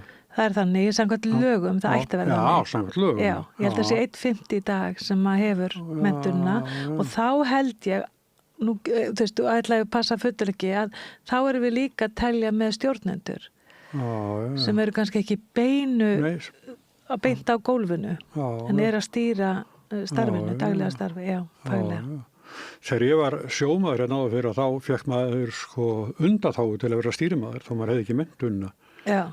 Að þá var bara litið til hvað maður búin að vera lengi til sjós og þá fengum við undanþágu bæði til að vera í vél og stýrishúsi.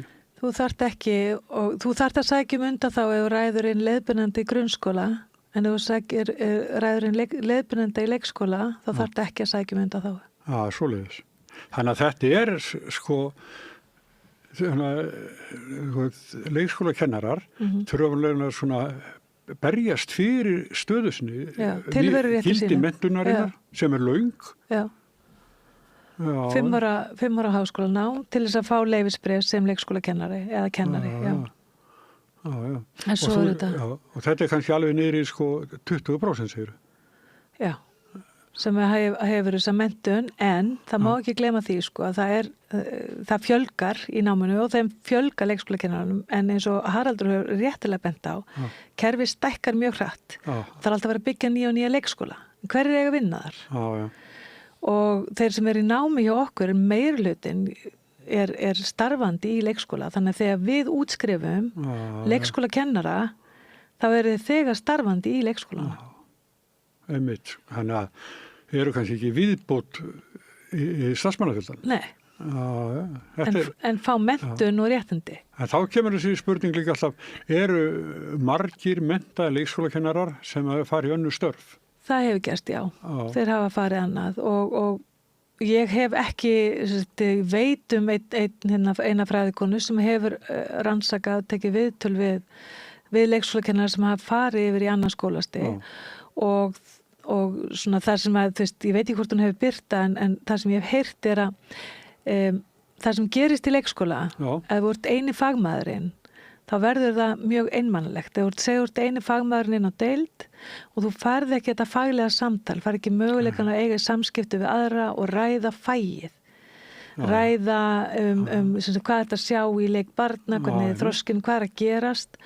En þegar þessir einstaklingar hafa farið yfir í grunnskólan, þá þeir hluti af stærri faghóp. Það sem hefur verið að ræða fæið og það gefur líka. Já, en þetta nú verið talað til dæmis með hjúkrunarfræðinga. Ég held að það hjúkrunarfræðingar viti hvað margar úti með margir hjúkrunarfræðingar að starfa við annað sem eru menntaði hjúkrunarfræðingar og þetta fólk sem vantar inn í kerfið hjá okkur. Já.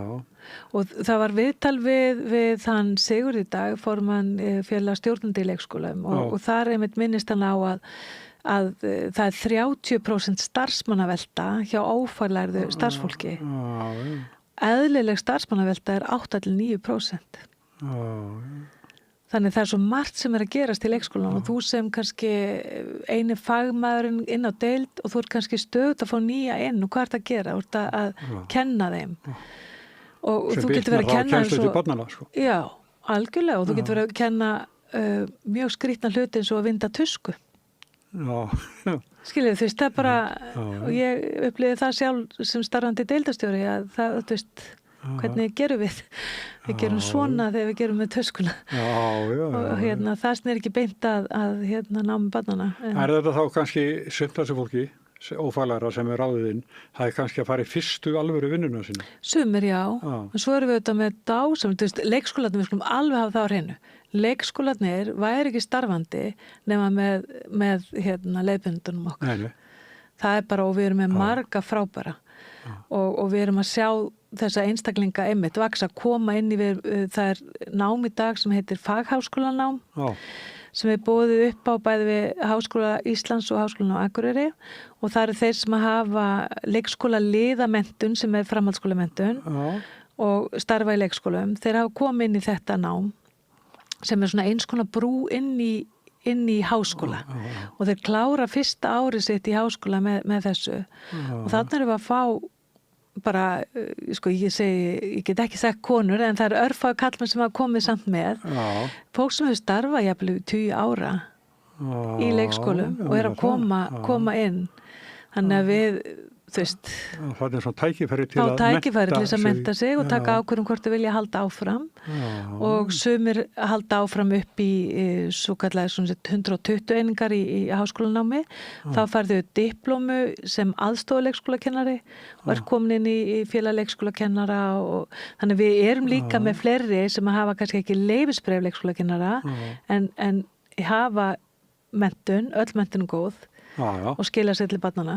Já, en það sko, sumt af þessu fólki sem kemur sem leiðbeinendur eflaust fínt starfsfólk og fljótt að taka tilsögn en starfsmannaveltan þar væntanlega mikil. Sko. Já, hún mikil að því að sko það sorglega við það að vegna þess hvernig talað leikskóla í dag og hefur örugglega alltaf verið gert og þetta starf, ég meina af hverju þarf menntullis að vinna í leikskóla.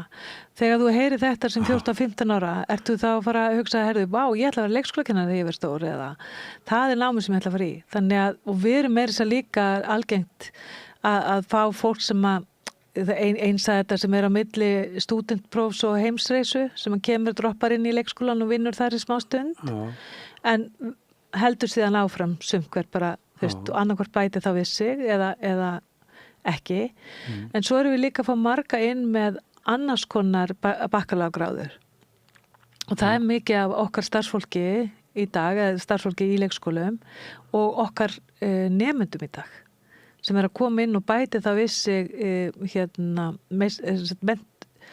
meistaragráði í menntunarfræði leikskóla og fær réttindin þannig sem leikskólakennari. Ef bara allir drauma myndu rætast. Hvað þarf marga leikskólakennara til viðbótar það sem er starfandi? Já, það nú hefði verið gott að hafa Harald hérna við hliðina á sér. Einhvern tímann hef ég heyrt 1800. Það getur vel verið að svo talar á miklu herri. Já. En svo annað líka, það tungumálið. Tungumálið, já, vissulega. Og það að því að talandi það kannski út frá þessari umræðum læsi sem aftur komin að stað og mikið vægi í samfélaginu okkar að rannsóknar hafa líka sýnt að sko grunnurinn felst í því að börn hafi góðan málþroska að það sé verið að tala við þau og jú, við erum vissulega með fólk erlendu uppruna sem að ég hef fengið þegar ég starfaði sem leikskólastjóri fyrirspurn hvort það var ekki bara gott að fá bara helstinn og yngstu deildina starfsfólk sem að kynni ekki út íslensku og það myndi bara læra tungumáli með börnunum en þar þyrftu við auðvitað fólk með bestu ég myndi segja mestu og bestu menntunina og góðan orðaforða til þess að leggja grunninn vegna þess að lengi býra fyrstu gerð það bara þannig Þannig að tungumáli, jú, það þarf að vera í lagi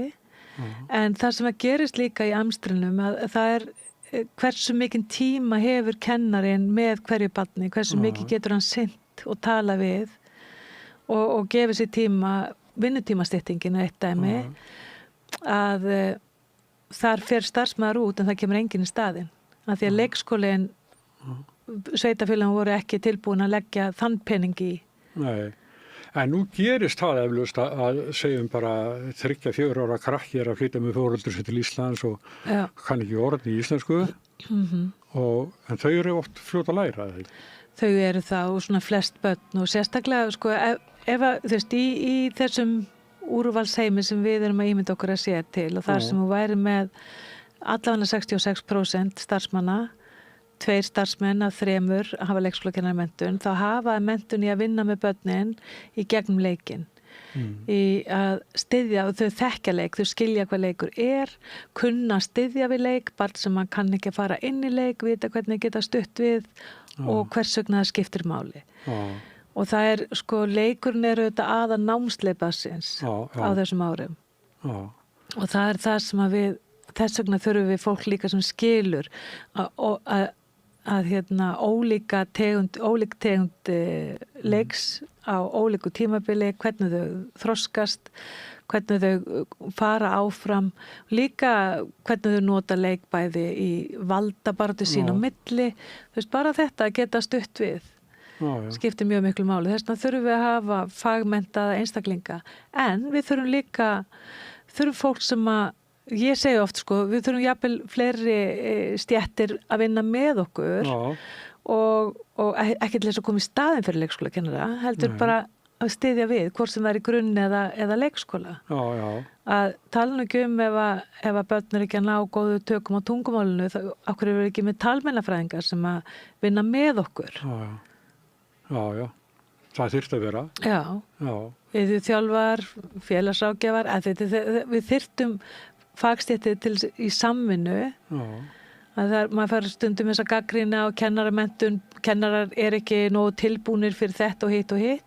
Kennaramenntun alveg, þú veist, eins og leikskólakennaramenntun, við erum að mennta sérfræðingi leik barna og það segir í aðalnámskrá leikskóla leikur megin námsleið barnsins. Veist, og þá þurfum við sérfræðinga í leik barna. Það gefur auga leið.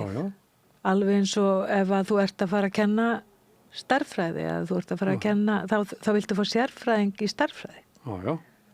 Sem kann allan að meira en nemendunir. Já, þú vilt það og einhvern veginn líka leiðir til þess að fá þá nemendur eða börn, við tölum alltaf börn í leikskólanum, að fá börnin með og hjálpa þeim, styðja við þau. En hvernig búið á náminu? Nú það komið á Hótel Sögu. Já, við erum komin á Sögu, það æðislegt. Já, sleppa hótel núna, það bara saga. Já, það bara saga. Já, þetta ekki fínt hús? Þetta rosalega, þetta svo fallegt og gaman að vera þarna, útsinnið og bara við erum, flestir sem ég hef talað við eru mjög þakklátir fyrir að fengi líka að vera orðin hluti af svona háskóla samfélaginu, komum vestur. En það, og þetta sem sagt, þetta fallegt hús og á stað í sögu þannig að það fer vel ykkur þar. Já, virkilega, bara mæli með þú komur í heimsókn og sjáir, það er virkilega fallegt þarna. Bróðir mig var lengi þjónn og veitingastjóri á Hótel Sögu. Já, það? Já, þannig ég oft komið í húsið. Já, þetta er... Ég að taka hann með mér. Þú verður að gera það, þetta er virkilega góðar og fallega breytingar, finnst mér. Og líka vera haldið í ýmislegt sem kemur vel út. Já, það er gott. En þetta er svona bráða, alveg sem þú nefndir sjúkraliðana, hjúkrunarfræðingana og eitthvað staðlega sem daginn að við gætum ekki haldið upp í heilbrigðiskerfinu nema fyrir að þeir erlendir læknar. Og það er sama með starfsfólkið okkar líka. Já, ég að segja þetta bara, við sofa á verðinu mjög víða. Já. Og þá erum við neyðaraðgerðum til að reyna að bjarga þið. Já, og það er einhvern veginn svona lenskan hjá okkur. Ég veit ekki hvort það sé þetta reddast hugafæri hjá okkur, að við horfum ekki næla langt fram í tíman og við erum bara einhvern veginn að redda augnablikinu og svo reddum við næsta augnablikki og svo þannig kolli, staðin fyrir einhvern veginn að gera úrbætur og vita að það tekur tíma. Það tekur alla breytingar taka tíma. Við erum hlaupandi með lekadallinum allt. Svolítið mikið þannig. Já, og búið að vera lengi. Já. En þetta er svona sem kemur svona að sinna fólki, sko. Þar stöndum við ekki vel, sko. Nei, við gerum það ekki. Við erum búin að talja upp, sko, allar þessar stéttir sem eru. Kona mín er sjúkari leiðurindar hægt að vinna, þannig að ég hef svona einsinn inn í þann hugsunarhátt, sko. En það er líka mjög erfitt. Bara mikið álag. Já. Það er það og það er, sko, það sem mér finnst svona kannski sorglegast er með leikskólamálin er þetta pólitíska bitbein sem við verðum fyrir á 4 ára fresti. Þegar sveitarstjórnarkosningarnar fara af stað. Að þá kemur hver flokkurinn og einhver sem ætlar að breyta og þá er leikskólinn. Hann er tekin með sem einhvers konar kosningalofur. Já, það var eiginlega fyrsta bara. Já. Og það er einhvern veginn svona gleymist að þetta er fyrsta skólastigið. Þetta er undir menntamálaráðuneytinu. Þetta er ekki bara einhvern veginn úrræði fyrir foreldra til þess að komast á vinnumarkaðin og eins líka þetta að geta ekki lengt fæðingarorlof því að það kostar svo mikið fyrir hvern. Er það fyrir atvinnulífið að fólk kom ekki nægilega hratt út í atvinnulífið aftur eða hvað er það sem stýrir? Já, hver er verðmiðin? Já. Og hver getur reknaðan út? Já, hver getur reknaðan út? Já, það er svona flókitt. Já, og það er þegar við erum líka í þessu með lekavarnar að hlaupum með föturnar að þá erum við einhvern veginn ekki að hugsa þetta til langtíma. Nei. En er þetta skemmtilegt nám? Mér finnst það. Já. Mér fannst það, ég fór sjálf í gegnum nám við Háskólann á Akureyri og þá er þetta, þá fórum við, það var 4 ára nám, það var 3 ára nám, þá tókum við þetta á 4 árum, það var sem sagt ekki komið upp á meistrastig og mér finnst það gaman sko, ég bætti við mig bara strax í meistara námið og að því mér fannst ég ekki hafa nóg. Ég verð fljótlega leikskólastjóri og deildarstjóri þarna og ég vildi vita meir stjórnun, hvernig að vinna með jafningjum og fleira og bætti því við mig. Og það er það sem þú getur gert þegar þú ferði í meistaranám í dag. Ef þú ert búið með bakkalár í leikskólafræðum, þá getur þú tekið svona áherslusvið, hvort það er fórista eða læsi eða eitthvað annað sem þú velur.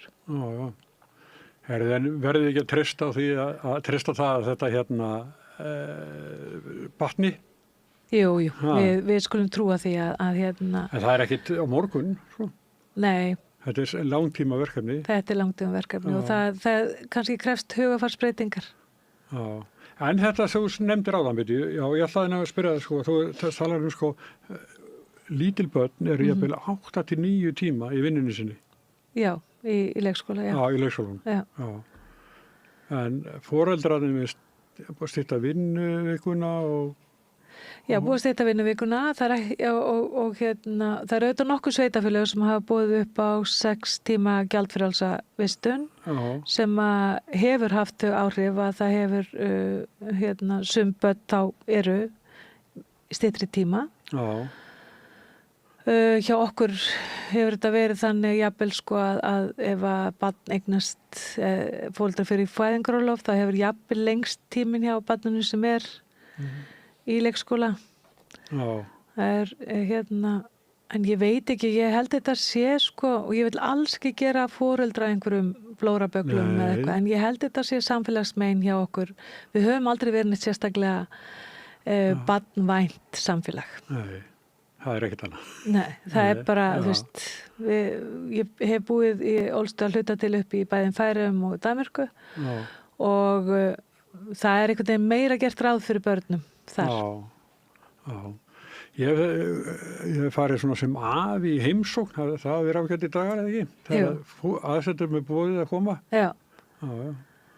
Þarna voru 2 afar með eina litla stelpa. En það var gaman að sjá þetta bara innanfrá, sko. Heyrðu, en við skulum bara segja þetta orðið gott. Þetta er og þakka bara mjög vel fyrir þetta, Svava Björg, og gangi ykkur sem best í ykkar störfum. Já, takk fyrir. Takk sem leiðis. Og Rauða borðið heldur áfram eftir augnablik. Góðir fjölmiðlar eru mikilvægur partur af því súrefni sem sérhvert samfélag þarf á að halda. En góðir fjölmiðlar, þeir þurfa ekki endilega að vera hlutlausir, en þeir verða að vera sjálfstæðir. Alveg eins og góðir háskólar og traustir dómstólar þurfa að vera sjálfstæðir. Þeir þurfa að þjóna fólkinu, ekki valdinu. Ég heiti Þorvaldur Gylfason og ég styð samstöðina. Hvar skrái ég mig í áskrift? Samstöðin.is. Ertu á leið heim úr vinnu? Stilltu á FM 89,1.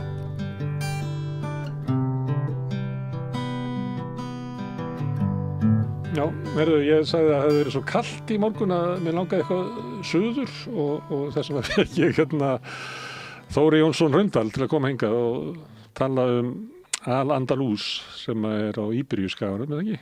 Jú. En nærða ekki eitthvað yfir sundi líka til Marokkó svona, eða er þetta bara það sem að tilheyrir?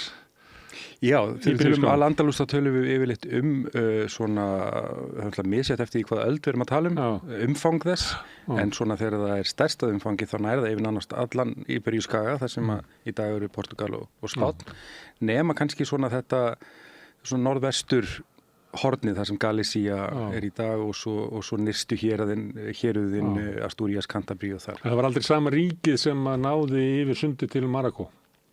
Nei, en á tímabili þá réðu sko sömu hópar, Marokkó og jafnvel hluta af Alsír og svo aftur Íberíuskaga. Þar að segja þegar að múslimar á Spáni komast í hann krappan þá leituðu þeir stundum suður á bóginn eftir aðstoð frá svo kalluðu svona berba veldum, Amasík veldum eins og þeir kalla sjálfa sig, Amasík, ekki berba. og það, þegar við erum komin svona sent á 11. öld, 12. þá sjáum við mikið af þeim og þá eru þeir kannski að stjórna einmitt veldi sínu í Marokkó og á Íberíuskaga og jafnvel austur eftir Norður-Afríku. Já, það er svona hópar sem að rætur svona kannski í fjöllunum og svo fólk kemur frá ströndunum verður værukert og spillist og svo 300 ára fresti þá kemur fellafólkið og nær aftur völdum. Já, það er kannski nokkur einföldun en jú, hluti af þessum þjóðum af sunnum, eins og segi, þessum Amazigh þjóðum sem við köllum yfirleitt berba, hluti af þeim koma úr Atlasfjöllunum í Marokkó og sumar þeirra jafnvel enn sunnar að. Þannig að þetta er svona munstur sem endurtekur sér svolítið, það streyma svolítið frá þessum suðurhluta Marokkó, norðurabóginn og svo yfir Sundið. Það er náttúrulega mjög stutt á milli.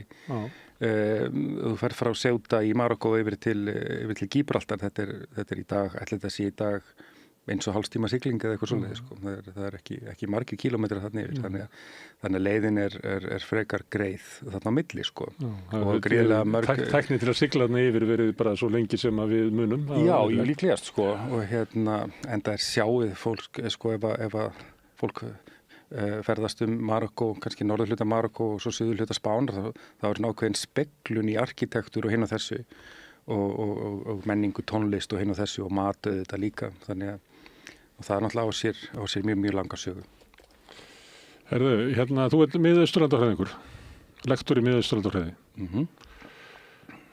Hann kemur stundum hann Kjartan Orri Þórsson og tala Íran. Akkurat. Og við heyrum stundum í Magnúsi Bernhardsinni sem er mikill fræðingur í þessum málum, að tala pólitík. Þú ert ekki í nútímapólitíkinni? Nei, ekki mikið, ekki svona dagsdaglega, þó að auðvitað það er kannski ekki svona með auðangar að gresja af miðausturlandafræðingum á Íslandi, þannig að maður kannski þarf að stíga stundum inn í málefni sem að maður þarf þá að kynna sér bara kannski sérstaklega svolítið, en nei, ég er svona í grunninn miðaldafræðingur með áherslu á miðausturlönd og rannsóknarefni mitt svona að mestuleyti er í rauninni arabískar frásagnir, miðaldafrásagnir ferði víkinga í Austurveg sem að bara á víkingaöld 9., 10., 11. öld fóru og voru gjarnan mjög austarlega við Volgu og Kákasus og jafnvel allaleg til Bagdad samkvæmt einni heimild. Þá leiðina alveg Svartahafsleiðina að maður geti séð fyrir þess að það fari gennum Miðjarðarhafið og gennum Miklagard en þeir fóru eiginlega austar en það. Já, í rauninni og austur eftir Volgu og svo byrjar Volga að snúast hún beygir svo suður og það er þetta sigla Volgu í rauninni allavega út á Kaspíahaf og yfir Kaspíahafið og þaðan í rauninni eins og ein heimild frá 9. öld lýsir að þeir hafi farið að úlvalda með baki frá suðaustur hluta Kaspíahafs og allar til Bagdad að selja vörur sínar. Það er mögulegt, já. Þannig að þetta er svona það sem ég hef svona mest verið að fást við. Að skoða víkingaöldina frá sjónarhóli í rauninni, já. Austurlanda. Já, það eru svona ákveðin flokkur af heimildum skrifaðar í Bagdad aðalega, 9. 10. öld, landafræði lýsingar og svona í rauninni hálfgerð svona antropología, það er að segja svona lýsingar á þjóðabrótum og fólki sem býr hér og þar og inn í þessum bókmenntum lenda víkingar sem er reyndar kalla rús sem er önnur saga og lengri en það eru þó nokkuð til af heimildum ferðir víkinga í austur og svo nokkrar líka sem lýsa strandhauki víkinga á Íberíuskaga einmitt. Nú við spyrjum náttúrulega bara eins og Íslendingur, hvernig er okkur lýst þarna? Já, það er bara allur gangur á því. Ein mjög fræg heimild þetta er ferðasaga manns sem hét Ibn Fadlan sem að ferðast frá Bagdad og svona norðrabóginn svona á svæði sem í dag er svona á miðvolgusvæðinu, Tatarstan í Rússlandi, Kazan er þarna og þar hittir hann fyrir þessa rús, þessa menn sem við teljum að séu víkingar og lýsir þeirra svona útfararsiðum og þeirra svona siðvenjum og hinu og þessu, þannig að hann er bæði, það er svona mjög blandað svona blöndu frásögn, hann er bæði mjög hrifinn, finnst þessir einstaklingar bæði hávaxnir og tilkomu miklir en líka mjög, þú veist, ógeðslega skítugir og illa lyktandi og lúsugir og þannig að það er svona mjög blandað, sko. En við fáum því miður oft ekki neitt sérstaklega ítarlega lýsingar. Þetta eru mjög oft svona einhvers konar grunn upplýsingar hvað er verið að versla með, hvar fólk er staðsett og svo framvegis. Þannig að þetta er svolítið púsluspil að koma saman einhverju heldarmyndum hvernig múslimi í Bagdad sá svona þjóð langt í norðri, sko, eða talsett fyrir norðan. Norrænu menn fóru mjög víðar. Ég var að hlusta á mann segja sögur af krossferðum og ég skildi ekki betur en að þar hefði verið, sko, norræni menn í öllum liðum. Já, akkurat, eins og málaliðar, sko. Já, eins og málaliðar, og í einhverju orrustunni það endaði með því að þeir sömdu bara niðurstöðu. Já. Því að þeir voru eiginlega miklu skildari heldur þeir sem að þeir voru að þjóna, sko.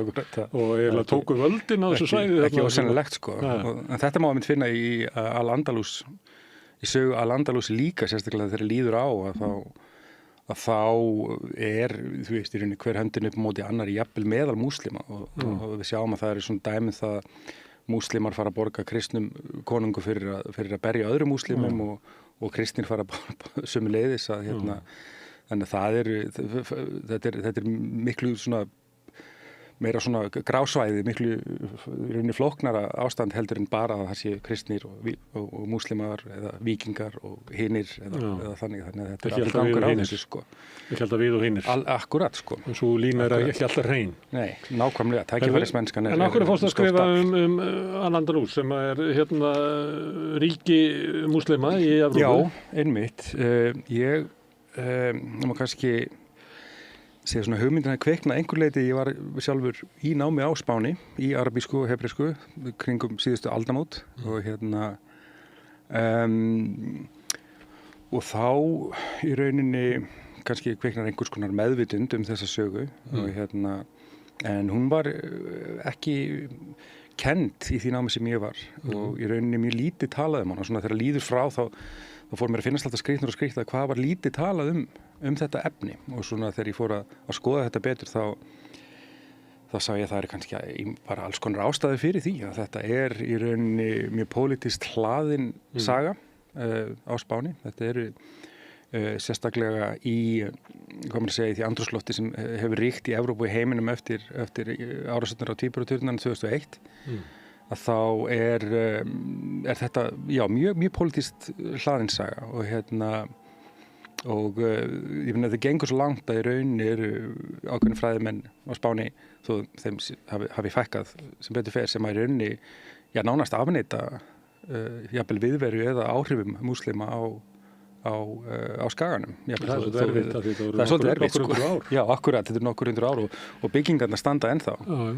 En þetta er svona þetta hefur verið svolítið flókið fyrir Spánverja ég tala aðra Spánverja, þessi saga, hún er jafnvel ennþá flóknar í Portugal. Ég held að það myndi ekki verið til að tala við það þar. Sko. Nei, akkurat, ég hef hitt portugalska fræðimenn og rætt þetta við það og þeir í rauninni segja mér að þetta sé, sko, ef þessu er haldið niður á Spáni þá er þetta nánast alveg kæft í Portugal.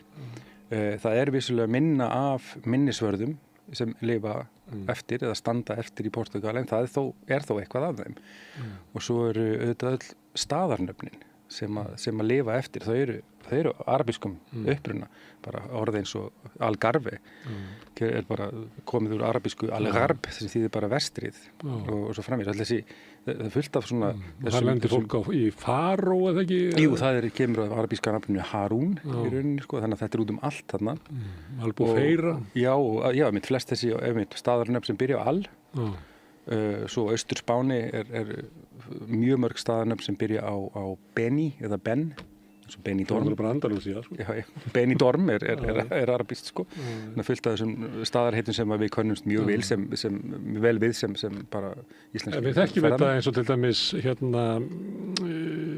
á Írlandi að þeir eru mjög í erfiðleikum með víkingasöguna því hún er svo einsleitt, sko. Að það er náttúrulega víkingandi fóru ekkert, heldur runnu saman raunverulega við þjóðina. Sko. Og það er eiginlega bara rétt á undanföllum árum sem að Írarnir eiginlega bara ráða við það að fara að fjalla það. Sko. Já, þetta er mjög merkilegt, sko, af því að við sjáum til dæmis Þetta er eitthvað að gera með einhver element í þjóðarsálinni, sko, að við sáum á Englandi og Frakklandi til dæmis, að sko víkingatíminn, hann er bara svona hluta sögunni, bara þetta var svona og ekkert með það í rauninni, svo fyrir við til Rússlands og það er gríðarleg vandamál í rauninni að inkorporera það, þá sko í rauninni, og við þurfum kannski að fara aftur til stalinismann, þar sem að sakfræðingum var bannað hreinlega að sko lýsa sögu Rússlands öðruvísin þannig að þar hefði allt verið slavnest frá upphafi. Þannig að það er algjörlega svona ósambærilegt við það að einhverjir norrænir menn hafi ráðið yfir Kíev eða öðrum stöðum. Já, eiginlega fæðing Rússlands og Úkraínu er eiginlega má rekja til norrænna manna. Akkurat sko, á einhverju leyti og já, það er mjög flókið og erfitt heimildalega séð en þá tekist það líklega, þú vilt ekki að það sé óvinna blóð í þínu, eins og þess ég held að það ráði með Írana, sko, að þeir vilja ekki að vera afkomendur víkinga og það er ábyggilega þannig sko, ennþá viðkvæmara í Spáni og Portúgal sko. Já, þetta er mjög viðkvæmt vegna þess að þetta hefur líka að gera svo mikið með nálægð Íberíuskaga við Marokkó og Alsír Túnis þaðan sem hellingur af flóttamönnum koma, múslimum koma endan daginn í dag og hafa gert síðustu áratugi, það er að segja sömu leið og múslimandi komu 711 þannig að já, þetta er mjög svona hlaðið þannig að þess vegna varst að nefna tvíburaturnana, þannig að þetta ástand er eiginlega verra núna þeir voru ekki að flagga þessari sögu á Franko-tímanum en ég að enn síður í dag.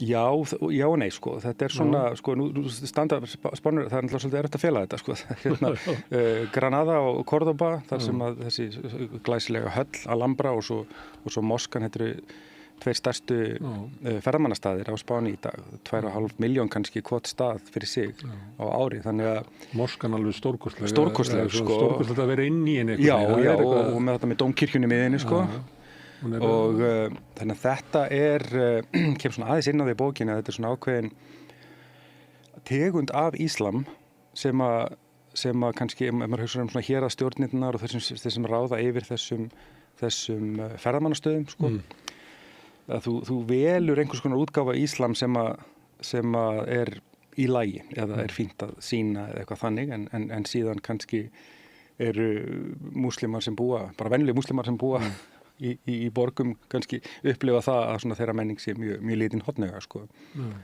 Og það er ágætis dæmi, þetta eru hátíðir sem eru gjarnan haldnar á Spáni til þess að minnast þess að kristnu konungarnir réðu niðurlögum múslima 1492 og þessar hátíð sérstaklega í Valencia héraði sem er mjög mikið aðeins þar að það er gjarnan enduð því að það var svona líkneski að Múhameð spámanni dreigi eftir götunum og sprengt í loft upp í lokin sko.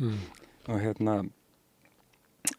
og þú veist venjulegu múslimum á þessum stöðum fannst þetta algjör svívirða og en það var ekki mikið hlustað á það en hins vegar sko eftir í því andrúmslofti sem var ef við hugsaum eins og Jyllandsposten teikningarnar og þetta og þá fórast að alveg bylgja óerða út allan heim sko og þá sko hugsuðu þeir kannski að breyta þessari hefð pínulítið til þess að öðriki öfgamönnum sko en þeim var alveg samum múslimanna sjálfa sem að skilur, þetta er svona þú veist, kemur upp ákveðin tvískinnung við notum þessa stórglæsilegu minnisvarða íslamska menningu hérna á þessum stað en þetta er svona val sko og í rauninni gríðarlega flókið val á vissan hátt því að þú veist með spænska þjóðar sjálfsmynd líka sem að og nú rann fólk saman á náttúrulega margar sögur trúskiptinga sem að kusu það að taka kristna trú. Akkurat. Og nú erum við að lifum á tímum svona DNA og leita uppruna síns er það ekkert vinsælt hjá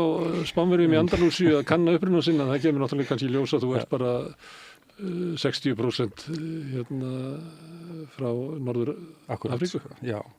Eða meir sko ég veit ekki hvernig það er sko Ítalíu það er náttúrulega mjög nátengst Ítalíu við Norður Afríku Jú, akkurat og múslimar náttúrulega réði í Sikilei og Suður Ítalíu á sínum tíma sko en ég bara veit ekki hvernig þetta er með DNA-prófin en það kemur ekkert óvart að það væri frekar óvinsælt að því að þetta er mjög relevant sko í rauninni og svo er þetta þetta líka ofið inn í stjórnmálaumræðu dagsins í dag og þessi stjórnmálaflokkur Vox sem á uppruna í Andalúsíu. Já, akkurat, af öllum stöðum sko og ekkert langt síðan hann var stofnaður í rauninni, ég man ekki hvað alltaf síðan mörg ár.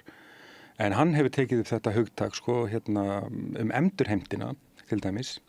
Það var líka flokkur í Frakklandi, Erik Zemmour. Hann stofnaði flokk í Frakklandi sem heitir Reconquête. Sem er hægra megin við þjóðfylkinguna. Akkurat sko og það er hvað er það að endurheimta? Það er að endurheimta landið aftur, má segja. Það er að segja endurheimtin vísar í þessar herferðir kristnu konunga á Norður-Spáni að taka landið af múslimunum og það er eitthvað sem gerist í rauninni bara á mörgum öldum, það tekur mjög langan tíma en það er það sem er vísað í þegar við tölum endurheimt sem þá að rekja múslima sem er hlutastlega ekki svo margir á Spáni Já, en þetta er þannig að miðaldarsamhengi þá sko og nota það sem einhvers konar leiðarvísi fyrir hvað við ættum að vera að gera í dag sko. Sem er svona, gæti heita á Íslandi og eru bara svona krossferðir. Já, og í rauninni þá yrtu þeir þetta, minni mig á þingi daginn, að nú væri komin tími til að vísa öllum innflytjendum í burtu frá Spáni. Og ég held að vera að tala um einhverja 8-9 milljónir eða eitthvað svoleiðis sko. Þannig að þetta er auðvitað algjörlega ógeranlegt, þetta er náttúrulega einhver svona tegund bara af populisma. Myndi hrynja samfélagið? Já, vissilega sko.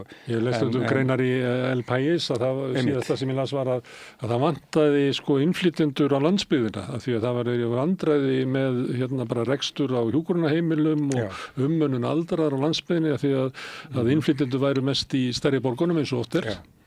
Erfitt að vera kannski eini músliminn í þorpinu það getur fyrir þannig að þeir voru að velta fyrir sig hvernig getum við náð innflytjendum út á landsbyggðina Já, akkurat ég er bara að taka þetta sem dæmi að hvað samfélagi eru vel að háð innflytjendum Absolutt sko og þetta er í rauninni fyrirbæri sem að Spánverjar þurftu að í rauninni takast á við líka eftir að þeir taka yfir Íberíuskaga 1492 þar að segja við sjáum að múslimar er ekki hræktir í burtu strax, múslimar eru á Spáni til 1614 og það hluta til að því að þeir báru með þessi svo mikla þekkingu á landbúnaði og akuryrkju og öllu þessu að það var einfaldlega ekki hægt að senda það á landi, þeir voru gríðarlega dýrmætir fyrir þessar stóru landeigendur og halda öllu gangandi og fyrir mataröryggi og þannig sko.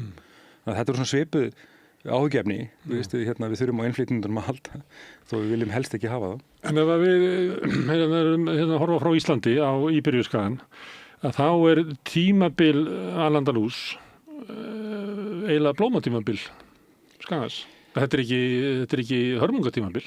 Já, það er upp og niður sko. Það er svona upp og niður. Það má horfa á sögu Al-Andalús sem ákveðna svona kurvu, það er að segja við tölum að múslimar geri strandhaug þarna 711 og eru konum með einhvers konar ríki kringu 750 og þá er svona ákveðin stígandi í því og hámarkið myndi ég segja væri svona 10. öldin og þá er það sem við sjáum svo moskan í Córdoba er fullbyggð Medina Sahra, risastór borg fyrir utan Córdoba var kláruð þá líka og þarna eru tveir karakterar, Abdurrahman III og Hakam sonur hans sem er rauninni nöfnin sem eru kennd svolítið við gullöld múslima á Spáni. Frekar stuttu síðar, bara 1030 þá er Córdoba komin í rúst eiginlega og þannig að þetta er svona, má segja að þetta sé svona ákveðin kurva sem er hámarki 10. öld og svo smátt og smátt aftur en alveg fram á 15. öld þá lifir sko Granada. Af hverju rís veldi múslima? Það fór svolítið eftir hæfni stjórnenda og svona má oft sérstaklega þessi sem ég nefndi Abdurrahman III sem að tekur við 912 virðist hafa verið svona mjög einstaklega hæfileikaríkur stjórnandi sem að í rauninni Al-Andalús var svolítið erfitt að miðstýra því sko, hann náði að svona að hafa stutt í bandi og stjórna þessum héruðum mjög vel, að því þetta eru gjöful héruð, landbúnað, það eru hafnir og það er ýmsar tekjuleiðir. Þannig að það má segja að það hafi verið eins konar lykill að þessu. Hann átti líka mjög góð bara diplómatísk samskipti við ýmsa leiðtoga annars staðar í Evrópu og já, það er einhvers konar sambland af leiðtogahæfileikum og einhvers konar strategíu að búa til einhvers konar ró til þess að efla samfélagið fjárhagslega. Að við sjáum það ef við berum saman við leiðtoga fyrir hann, þeir voru mjög misjafnir og jafnvel agalegir og illa til verksins búnir, sko. Þannig að já, það má svolítið svona setja þetta á Abdurrahman. Þú talar tengsl við höfðingi í Evrópu, en tengslinu líka náttúrulega til ríkja Íslam. Já, akkurat. Ansi stort svæði, akkurat. Og víða mjög auðugt. Einmitt, þannig að við sjáum að þessum tíma þá í rauninni nær veldi múslima alveg frá Indlandi, eða Indusánni og til Íberíuskaga í vestri. Þannig að það eru þetta gríðarlega stort svæði. Og aukast á innbyrðis viðskiptum líklega?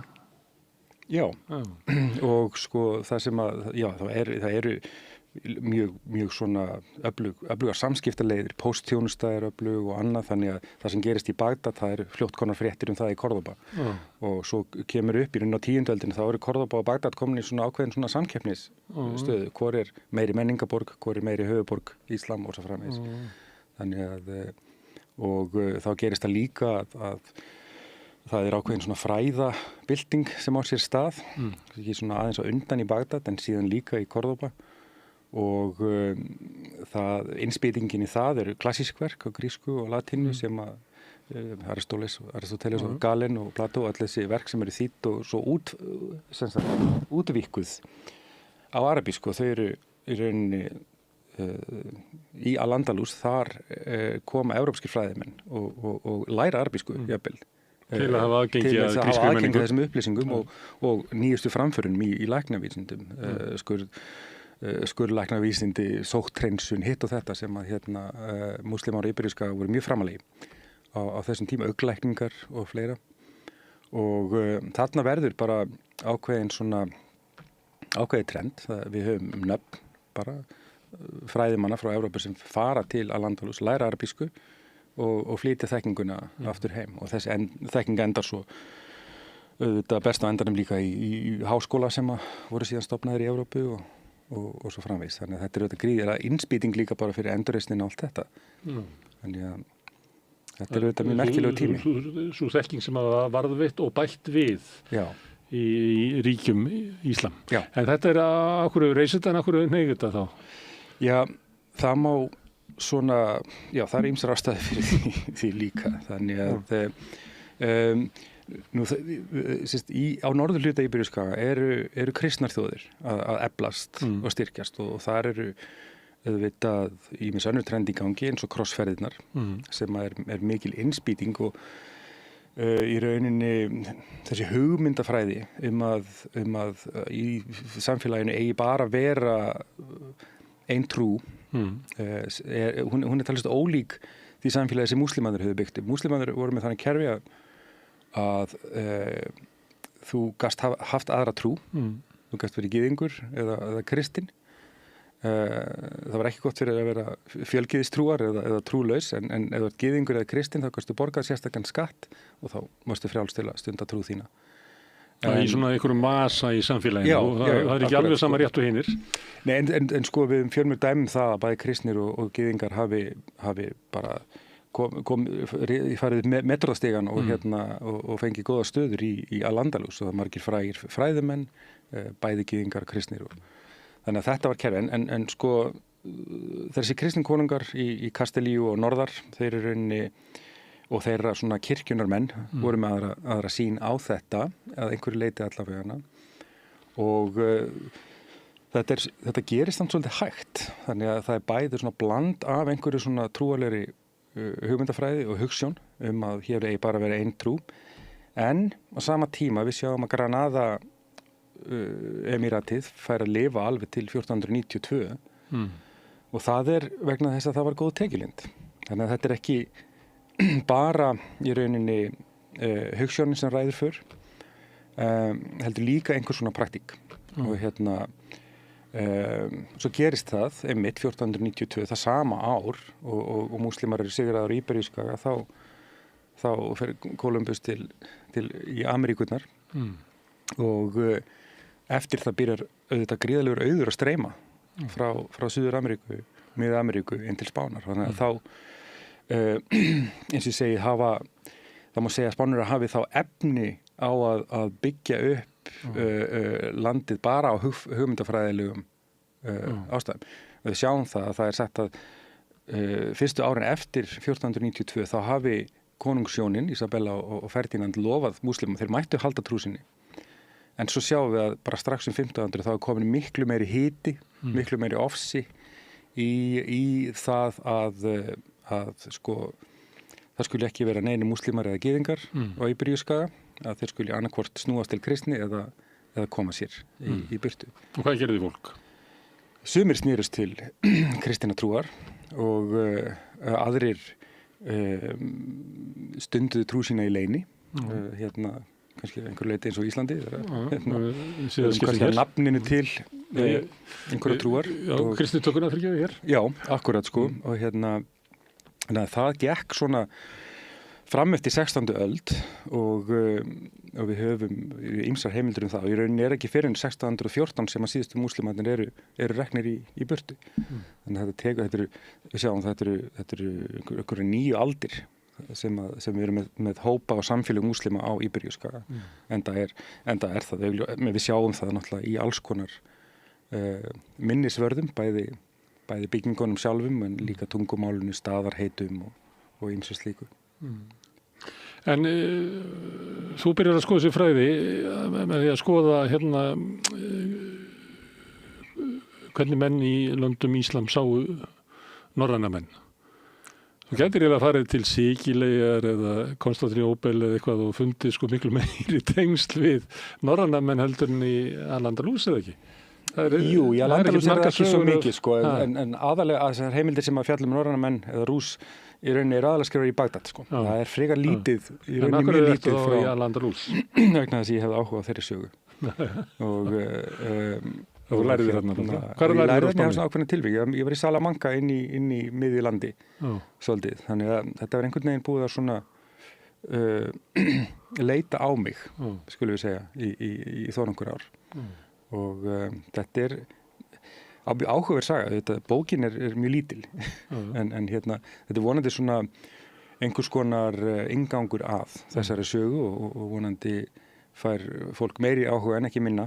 Ég held að okkur vanti sko sérstaklega mikið af sko stuttum bókum sögu, þar sem að sagan er dregin með svona stokkarlega stórum penslum. Til dæmis eins og bara í Íslandsugunni að við eigum endalaust af svona það sem verður að skoða tiltekið tímabil. En sko stóra sagan sem almenningur gengur með og oft gengið út frá því pólitík, hún er bara Jón Aðils eða eitthvað, hún er ekki verið endurnýjuð sko. Ég vil endilega sagnfræðingar skilja yfir sko stuttasögur yfir langt tímabil á breiðum penslum. Einmitt sko, þessi bók þá kannski passar við þá lýsingu sko, því að hún er bæði mjög handhæg og létt, passar í passa bara í handtösku sko og er frekar ódýr líka, það kostar einhverju 3.500 krónur í bóksölunni. Sem er miðað við árafjöldan og fleira sem hún þá eru mjög ódýr. Já, einmitt, árafjöldi sko per krónu er mjög sanngjarnt til sko. Herðu, en segðu mér að því var að spyrja Miðausturlandafræði að því að þetta er svolítið skrítið það sem er að fá svona menn hingað til þess að tala um þetta. Og það er svona, ég nefndi það við Kjartan held ég, að þetta verður svona svipað að maður fengi sko norrænu fræðing til þess að tala um yfirgang Trump á Grænlandi. Korrekt. Þannig að þetta er svolítið svona, þetta er ótrúlega breytt fræðasvið og... Jú, vissulega sko. Og eins og ég segi það kannski, í litlu samfélagi okkar þá kannski ekki urmull af miðausturlandafræðingum, þannig að maður þarf kannski að gera fleiri en gott þykir og sinna svona hinn og þessu. Það nú kannski bara líka the Icelandic way, sko, að gera allt mikið og svona. Þú lærðir arabísku á Spáni? Já, arabísku, hebrísku á Spáni og svo fór ég til Englands í meistarnám í miðausturlandafræðum og kláraði þessu í Bergen í Noregi, doktorsritgerð. Það fer alltaf lengra frá miðausturlanda. Já, eitthvað svo litið, sko. En af hverju byrjaðir á að læra arabísku og hebrísku? Já, það er góð spurning. Ég var í rauninni, í Háskóla Íslands byrjaði tók B.A.gráðu í mállýsindum, þannig að það voru eiginlega tungumálin sem heitliði mig fyrst og svo þegar ég fór í þetta nám í arabísku og hebrísku þá voru við látin læra sögu og bókmenntir og svona hliðraðist ég meira inn í sagnfræðina, eiginlega má segja. Þannig að því nefndi norrænu sem náttúrulega byggirist á tungumál og menning og bókmenntum. Náttúrulega gríðarlegar bókmenntir sem að tilheyra þessari fræðagrein. Já, algjörlega, sko. Þú að tala Al-Andalus sérstaklega? Og bara, já, Miðausturlöndum. Já, flestir ykkar hafa, sogast inn í, að þetta er menninganistla að setja sig inn í þessi mál. Já, akkurat, sko. Algjörlega. Magnið af bókmyndunum náttúrulega alveg óendanlegt. Má segja, sko. Þannig að, og ég vil bara á Al-Andalus, þá alveg ógrynni af verkum og engin leið að gera grein fyrir því auðvitað í svona stuttu verki, en það svona eitt og annað nefnt. Já, en þetta eitthvað leiti heimur sem er okkur ekki beint svona aðgengilegur venjulegu fólki á Íslandi, af því að þessi saga hefur ekki verið beint haldið að okkur. Nei, en það einmitt hins vegar svo að mig grunar að sko Nú veitum við það er þúsundir eða 20.000 Íslendingar sem að fara og eyða fríjónum sínum eða eiga jafnvel hús með nálægt þessum slóðum. Margir eiga 11 ára orðum? Já, og ég held að margir viti af Alhambra og Córdoba og þessum stöðum, sko. Þannig að ég held að fólk margir hafi einhverju hugmynd og ég veit að margir hafa bara mjög mikið áhuga á þessu efni. Ég kannski nefna það líka að auglýsa sjálf á mig pínlítið að ég verð með námskeið í endurmenntun Háskóla Íslands í mars sem 3 skipti minni mig og það rauninni bara upp úr þessu efni. Svo ég notum tækifærið. Takk að þér fyrir. Herðu, en við lifum tíma sem er mikil andúð á Íslam og svona megnið af svona útlendingandúð sem er Íslandi beinist gegn Íslam. Já, einmitt, sem á annar staðar. Já, og þú náttúrulega ert tengdur þessu menningaheim. Hvernig hvernig slærir þetta þig svolítið? Já. Þessu svona sín sem að fólk hefur á Íslams. Já, hún er auðvitað mjög áberandi, þú veist, í grunninn þá myndi ég segja að islamofóbía væri bara eitt stærsta vandamál sem við stöndum fram fyrir í dag. Því að hún hefur svo neikvæðar afleiðingar á svo mörgum sviðum mannlífsins. Það eru margar hliðar á þessu, sko. Við höfum fólk sem talar á ákveðin hátt þetta fólk og þessa hópa en svo gerist það jafnvel þegar fólk kynnist kannski einum einstakling að þá er hann ekkert þannig, sko. Þá er hann alveg frábær og allir hinnir eru. Þannig að þetta er svona... Þannig þú breytir ekki afstöðunni til fjöldans þótt að þú raunverulega kynnist. Nei, þá verður til svona einhver svona exceptionalism þar sem að þessi manneskja er undantekning frá reglunni sem er það. En sjáum það líka þegar fólk sem býr í Miðausturlöndum að ferðast þar eitthvað svoleiðis. Það berði í öllum tilfengum sem ég hef heyrt góða söguna og þetta er þetta bara venjulegt fólk eins og við. Þannig að já, en þetta er því miður svona ræturnar mjög fast í okkur þessi ræturnar, að þú nefndir þarna hefði verið svona breyting við tvíburatunnana, en þá var þetta með George Bush var ekki lengi að taka upp orðfæri bara krossferðana. Akkurat. Þannig að sumuleyti eru ræturnar bara í sögunni sem þú ert að segja þarna þegar Al-Andalus er að falla. Já, ég meina það má rauninni sko fara alveg lengra aftur, sko, að í rauninni þegar að Múhameð kemur upp sem Múhameð er söguleg fígúra var til og þegar fréttir að þessari nýju trú fór að berast jafnvel bara ennþá á 7. öld til Evrópu, 8. öld þá er strax komin svona ákveðin gír og við sáum þetta frá eftir öllum öldum Við sjáum þetta í kirkjulistaverkum og í bókum og hinn og þessu sko. Óttin við múslimann. Já, akkurat. Sem kannski líkt og bara ótti bandaríkjamanna við svartamannin sem eiginlega gegnum, gegn sósa í samfélaginu. Já, akkurat svoleiðis sko.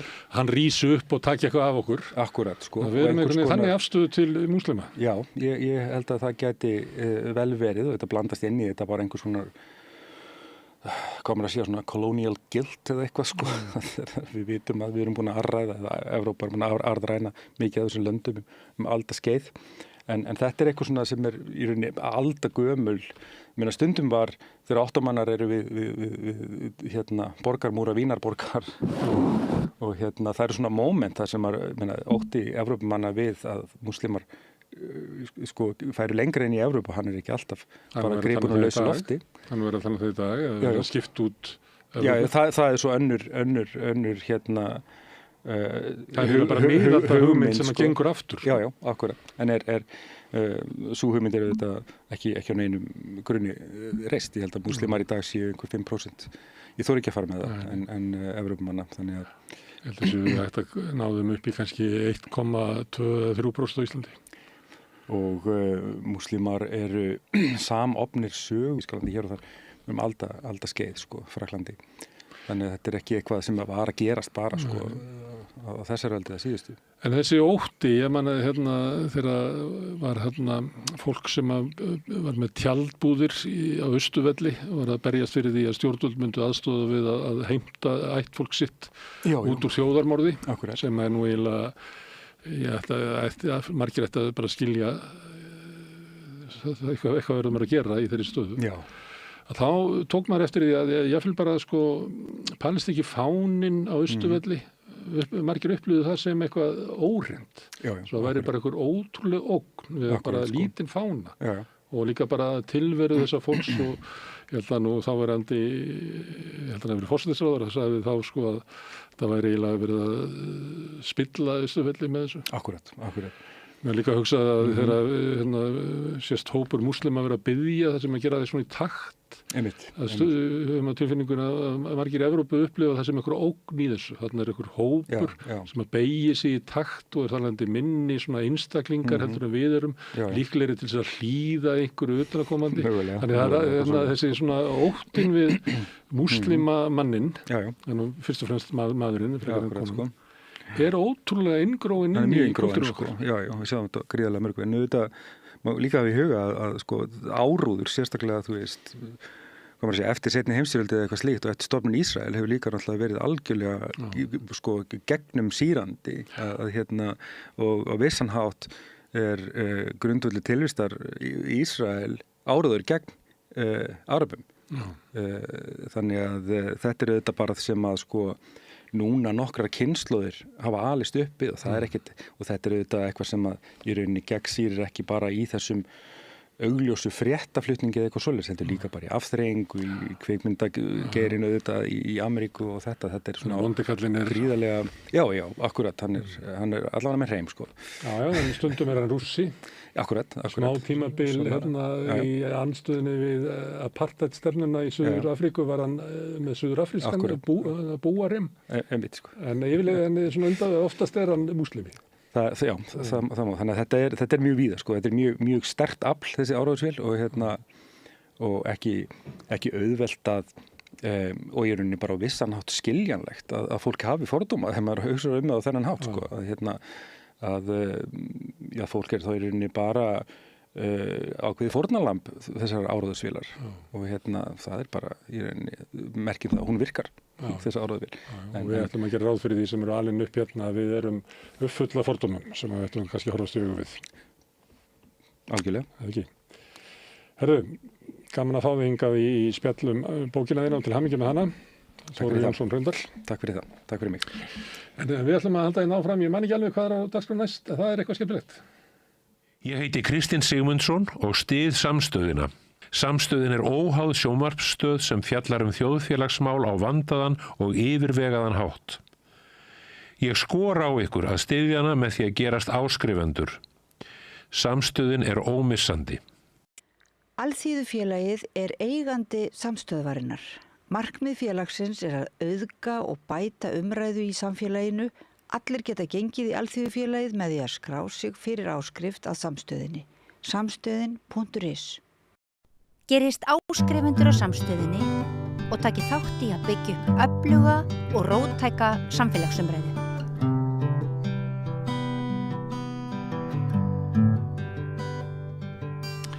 Þá höldum við áfram spjalli okkar nánast daglegu, segi ég, nú orðið listir og menningu. Í gær þá var Gunnar Smári að ræða við tvær glæsilegar tónlistarkonur, önnur búsett í Bandaríkjunum og hinn í London, strengjamúsík aðalega.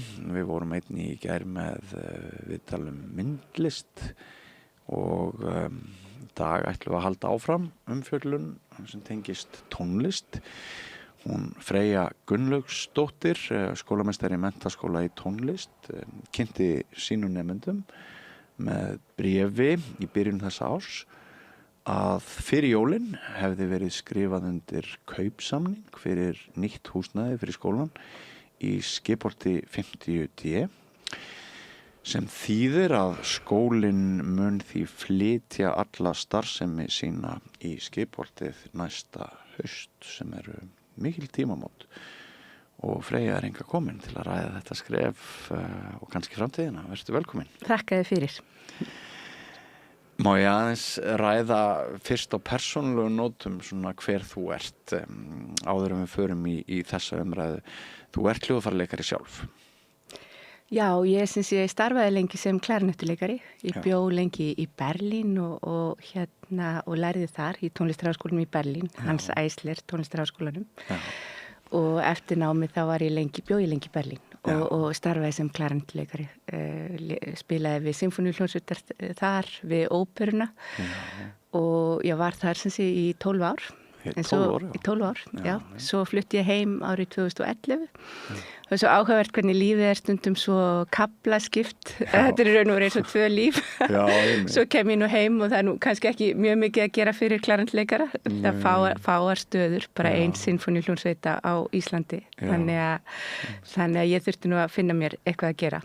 Og ég sest á skólabekk aftur og tók nú meistaraprófi í viðskiptafræði, í stjórnun og líka í kennslufræði. Já, og farið í praktíkina. Já, fór svolítið í praktíkina. Maður þarf svona að setjast niður og sjá hvað maður getur gert. En á sama tíma er ég að kenna við tónlistarskólann í Reykjavík á þeim tíma.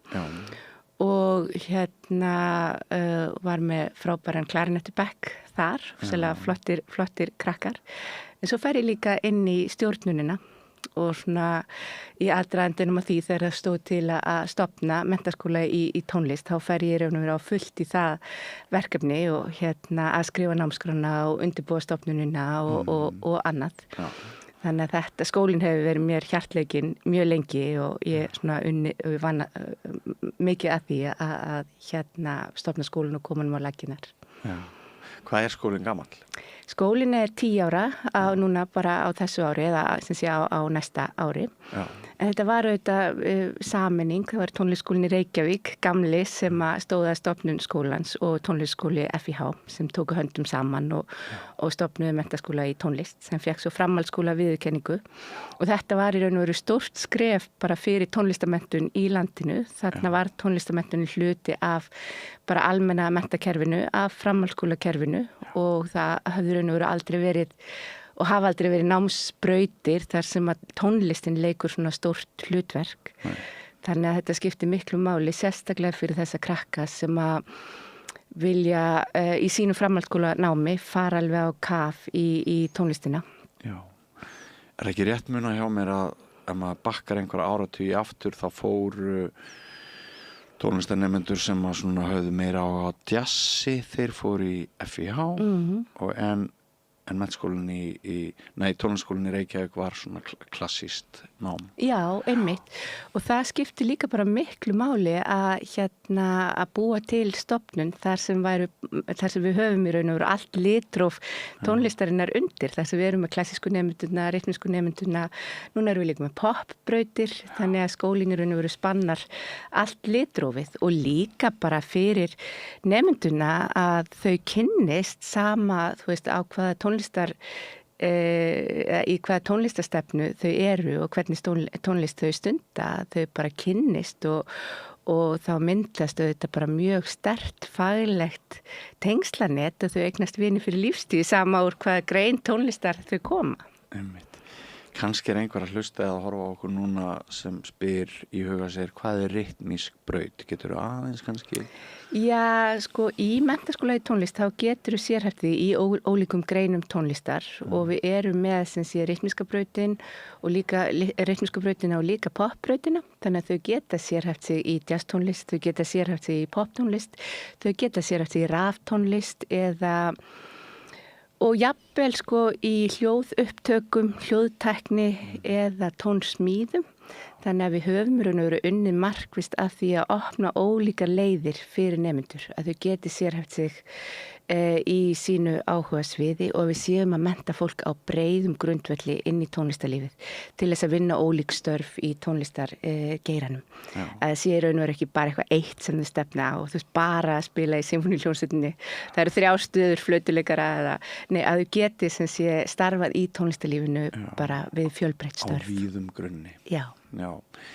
Sko heitir menntaskóli í tónlist en samt eru mörg dæmi að krakkar í grunnskóla hefji nám þarna, ekki satt?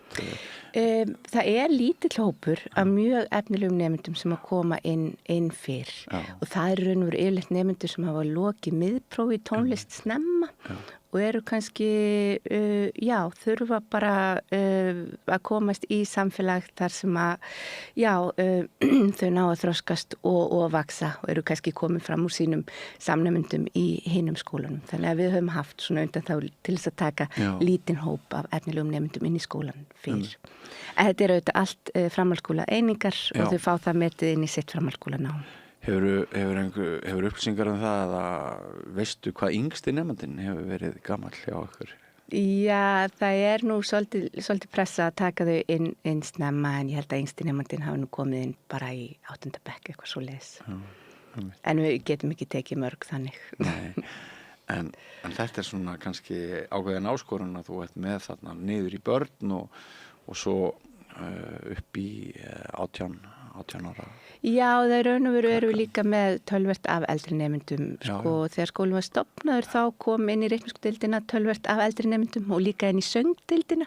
Söngvararnir byrja oft aðeins seinna, sérstaklega strákarnir. Gæti ég kalla á 70-aldri sóttum tíma hjá þér? Nei, því miður. Það er ekki öldungadeild.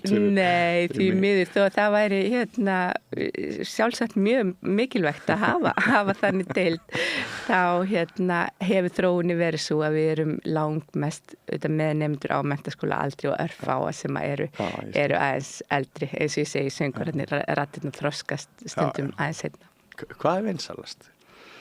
Já, við erum með stóran hóp af efnilegum fiðlunemendum og rosalega flottan og sterkan hóp og flottan hóp af pianistum.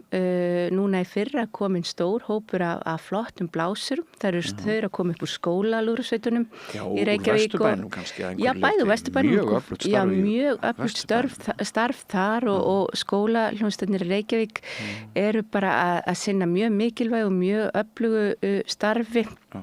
Mikilvægt samfélagslegt verkefni líka af því að þar eru skólagjöldin lág og þar eru að sjá krakka bara úr öllum stéttum. Þú veist, það ekki þessi stéttaskipting sem við sjáum stundum í tónlistarnáminu. Þú veist, þegar nemendur hafa haft tækifæri til þess að læra frá unga aldri.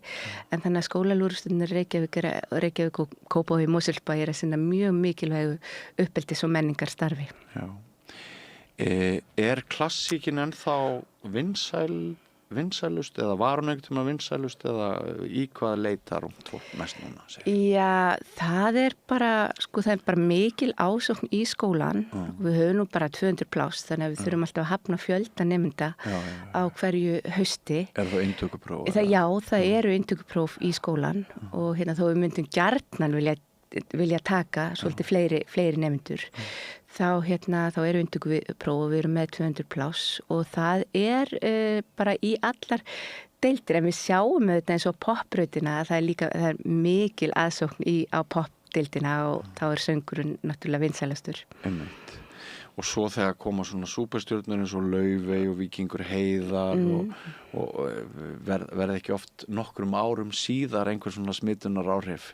Já, Laufey, hún er nú kannski frægasti útskriftarnemandinn úr MIT. Hún var nú bara í fyrsta útskriftarhópnum. En hún var einmitt svona nemandi sem að nýtti sér alla breiddina í skólanum. Hún hefur náttúrulega mjög bara góðan grunn í klassískum sellóleik og svo fór hún líka í reikningsdeildina og lærði jazzsöng hjá henni Guðlaugu Ólafs og bara gaman að sjá hvernig hún hefur blómstrað og bara hvað hennar ferill glæsilegur. Og ég má minna á að svo greip hún aðeins í píano og vann meira að segja til verðlauna í EBTA. Já, óbúslega hæfileikarík og það gaman að segja frá því að hún kom heim núna bara í vor og hún hélt tónleika sem sé sérstaklega fyrir nemendur MIT. Hún bauð öllum nemendunum í MIT bara á enga tónleika í Iðnó og svo þessi sjónvarpað, ég held að það verði á Amazon Prime eða eitthvað svo leiðis, einu af þessum stóru veitum út í heimi en það okkur þótti óbúslega vænt það að hún kom heim aftur í gamla skólan sinn og hélt bara enga tónleika fyrir nemendurna. Það var óbúslega skemmtileg og hátíðleg stund. Henni þykir augljóslega vænt gamla skólan. Já. Og ykkur þykir vænt hana. Að sjálfsögðu. Við elskum öll Laufey. Já. En þá aftur að þessu svona tilefni þess að ég baði að koma til mín í spjall að ég fregnaði þetta sem sagt að þið væruð að fara á eitt stað. Hvernig hefur skipulagi kennslunar verið háttað? Hafið verið á mörgum stöðum í bænum? Já, húsnæðismál skólans hafa verið svolítið snúin. Skólinn er stofnar fyrir 10 árum og og sem sé áfram í Skipholtinu þar sem gamli tónlistarskólinn í Reykjavík var og líka í Rauðagerinu þar sem að tónlistarskóli FIH er, þannig að þau sækja tónlistartíma á 2 stöðum. Nú svo þurftu líka að sækja tíma í almennum bóknámsgreinum við menntaskólinn í Hamrahlíð, en við erum í nánu samstarfi við þau. Þannig að krakkarnir þau hafa þurft að sækja tíma í 3 hverfum borgarinnar sem er náttúrulega mjög óþægilegt og bara stundatöflugerðin er algjör martröð og þau þurfa auðvitað bara mjög óþægilegar stundatöflunar þeirra og þannig að við höfum unnið að því að reyna að koma skólanum á eitt stað og það er auðvitað markmiðið að skólinn komist undir eitt þak. Og líka bara til að geta byggt upp þennan svona skólamenningu, skólabrag og bara þau séu öll á sama stað í báðum deildum. En núna loksins erum við að taka þetta skref að skólinn er að flytja þessi úr Rauðagerinu í Skipholtið og þá verður skólinn í raun og veru verður með 2 byggingar svona á móti hverri annari. Og þannig að við verðum á sama reitnum og þannig að þetta eftir að skipta miklu máli fyrir skólan og við erum spennt að vinna með þetta. Þetta er í raun og veru tónlistamenn sjálfur sem er að koma þaki yfir skólan. Frekar en ríkið? Já, þetta er skólinn fjármagnaður af ríkinu en þau kannski ekki vilja taka fulla ábyrgð á húsnæðismálum skólans og við höfum unnið að því í 10 ár og að kynna margar hagkvæmar góðar hugmyndir húsnæðismálin en við höfum ekki komist mikið áfram með það. Þannig að tónlistamenn ákvaðu að taka húsnæðismálin í sínar hendur og það er tónlistafélagið í Reykjavík sem hefur í raun og veru svona frumkvæði að því að koma skólanum öllum á eitt stað í Skipholtinu. Þau eru að kaupa hæðina fyrir skólan. Tónlistarfélag Reykjavíkur? Já. Og er það upprunalegur bakkjarl tónlistarskólans í Reykjavík? Já, tónlistarfélagið Reykjavík er í raun og veru gamalt rótgróið félag sem hefur það markmiðið að styðja við menningarlífið og hafði það markmiðið að styðja við tónlistarskólann í Reykjavík og núna menntaskóla í tónlist. Þannig að þau eru þau eru að vinna af þessu. Þannig að án hvað maður að segja, velviljaðra einstaklinga og svona félaga með hugsjónir, þá væri þetta skref ekki stigið núna? Nei, við erum svolítið, þetta er svona svolítið eins og það var á gamla tímanum þegar að tónlistarfélagið var stofnað og Ragnari Smára hafði frumkvæða því að stofna tónlistskólinn í Reykjavík. Já, það var Ragnari Smára. Já, og þetta er allt svo samtengt. Þetta er samtengt Ríkisútvarpinu sem var stofnað sama ár og tónlistskólinn stofnaður til þess að mennta tónlistarfólk til að spila í útvarpinu og til þess að það væri hægt að stofna Sinfóníuhljómsveit Íslands sem er svo stofnuð þarna 20 árum seinna árið 1950 en þetta er allt mjög samtengt. Margir þræðir sem liggja til Ragnars Smára. Já, og bara til þessa tíma þegar að íslenskt tónlistarlíf er að byggjast upp þegar er verið að búa til íslenskt menningarlíf. Halldór Laxness hefði nú sennilega ekki náð að skrifa allar bækurnar án stuðnings Ragnars Smára. Nei. Þetta kemur við að veit. Já, og það er bara gaman að sjá að í dag er líka gott öflugt fólk í tónlistarfélaginu sem að vill styðja við menningarlífið. Já. En að þú nefndir stundatöflunar hafa þá nefndur jafnvel þurft að vera í kvöldtímum eða eitthvað svoleiðis út af? Já, að einhverju leyti en við höfum auðvitað gert okkar besta til að gera stundatöflunar þólanlegar en þetta bara, þessi landfræðilega hindrun að skólinn væri í 2 hverfum, raun og veru 3 hverfum með menntaskólanum í Hamrahlíð hefur gert það mjög erfitt að vinna með töflunar og skólastarfið. Ertu að vonast til þess að þeir verið öll komin allir nefndur sem konur á sama reytin fyrir áramót eða? Já, við stefnum í raun og veru bara á að flytja allt skólastarfið í Skipholti bara strax í haust. Já, strax í haust. Já, einmitt. Nú getum að bæði sem nefnandið þarna skilst mér, þú nefnir samstarfið við MH. Barn sem er hjá þér í menntaskóla í tónlist. Það hefur valum, er það ekki satt hjá mér, er það ekki rétt hjá mér, hvort að útskrifast með stúdentskráðu frá MH eða ykkur? Já, sko við erum með stúdentsbrautirnar okkar, 3 stúdentsbrautir, þar sem þú útskrifast með stúdentspróf frá menntaskóla í tónlist og þessar brautir þar er tónlistin í raun og veru leikur gríðarlega stórt hlutverk í þínu framhaldsskólanámi. Og það bil helmingur nemenduna er á stúdentsbraut í MIT en hinn helmingur sem sé stundanám við aðra skóla en kemur bara í tónlistanámið í MIT. Og allir skólarnir eru að meta áfangana inn í sitt nám. Þannig að barn getur verið hjá þér og í hvaða framhaldsskóla sem er líka. Já. Sko, þetta er nú alltaf stór ákvörðun fyrir ungt fólk að auka svo fimi sína að setja allan þann tíma sem þarf í að auka fimi sína sem hljóðfæraleikari til þess að það mögulega geti unnið fyrir sér með því.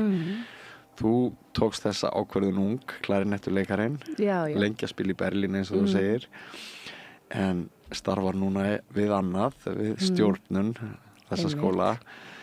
Hvað segiru við ungt fólk sem er svona tvístígandi, hvort það er að leggja undir og reyna að gerast listamenn?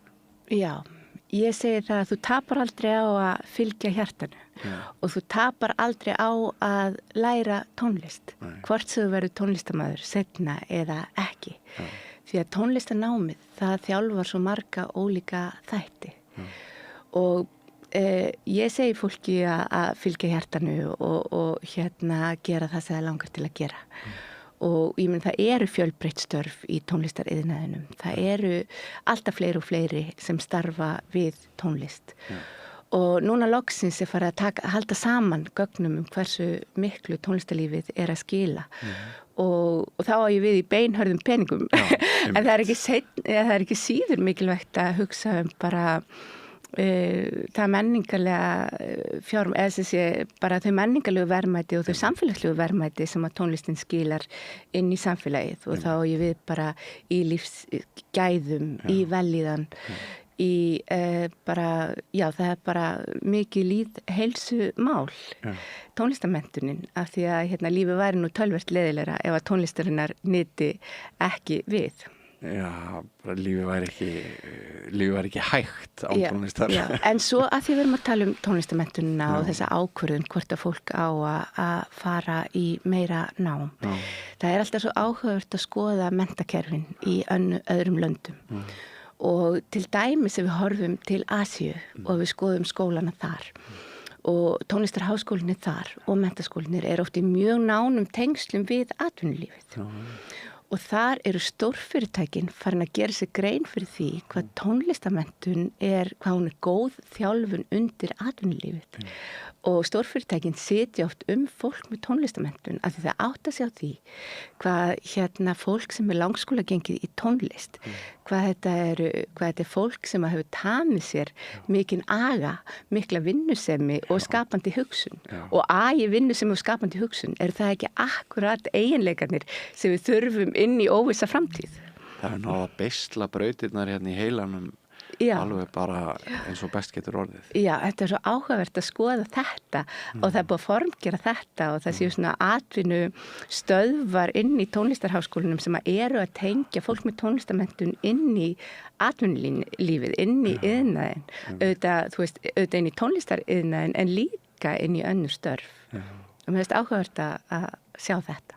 Þetta er alveg rétt, sko. Þetta rýmar við mína reynslu að ég hef kynnst nokkrum svona, hvað maður segja, bráðgerum tónlistarnemendum og það er mjög oft ef maður hittir kannski eitthvað frábæran efnilegan fiðluleikara að viðkomandi segir já, annarkvort ætla ég að vera tónlistarmaður eða skurðlæknir og gæti þá bara valið algjörlega á milli hvort-tveggja. Þetta er mjög oft yfirburða fólk á ýmsum sviðum. Og það er nú mjög áhugavert að sjá hvað það eru margir sem hafa farið í læknisfræði og reyndar raungreinar starffræði og eðlisfræði hvað það eru margir tónlistar menntaðir.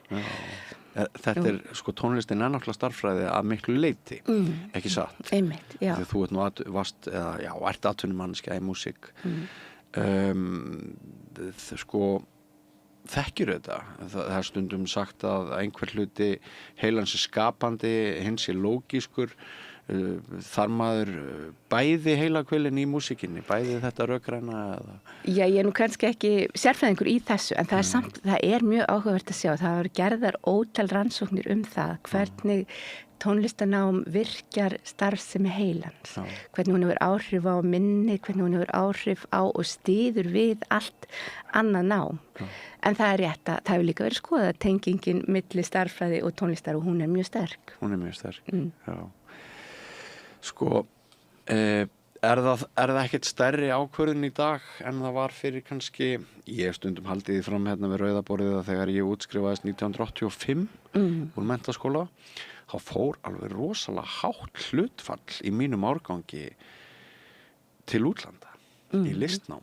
Og okkur leið eins og okkur væru allir vegir færir. Mér hefur stundum fundist þegar ég horfi aftur að það sé aðeins svona þessi stærri ákvörðun í dag. Er það bara einhver svona, er ég orðinn gamall kall sem að fannst allt betra í gamla daga? Auðvitað er alltaf stór ákvörðun, það er alltaf stór ákvörðun hvað þú ætlar að læra, hvað þú ætlar að starfa við. En ég veit það ekki, kannski er ungt fólk orðið praktískara í dag, en ég held þú tapir aldrei á því að fara út í tónlistamenntun eða út í listnám og það er verið að leggja mikla áherslu á skapandi greinar og það er meiri skilningur á því hverju skapandi greinar eru að skila inn í þjóðfélagið og þannig að þær munu skipta miklu máli í uppbyggingu næstu ára.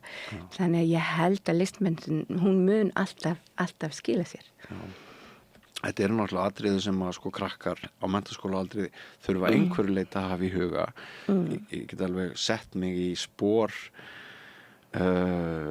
afburðanemenda í músík að þeir veltaði fyrir sér af hverju ætti ég að halda áfram þessu núna ef ég ætla ekki að gera meira með þetta í framtíðinni.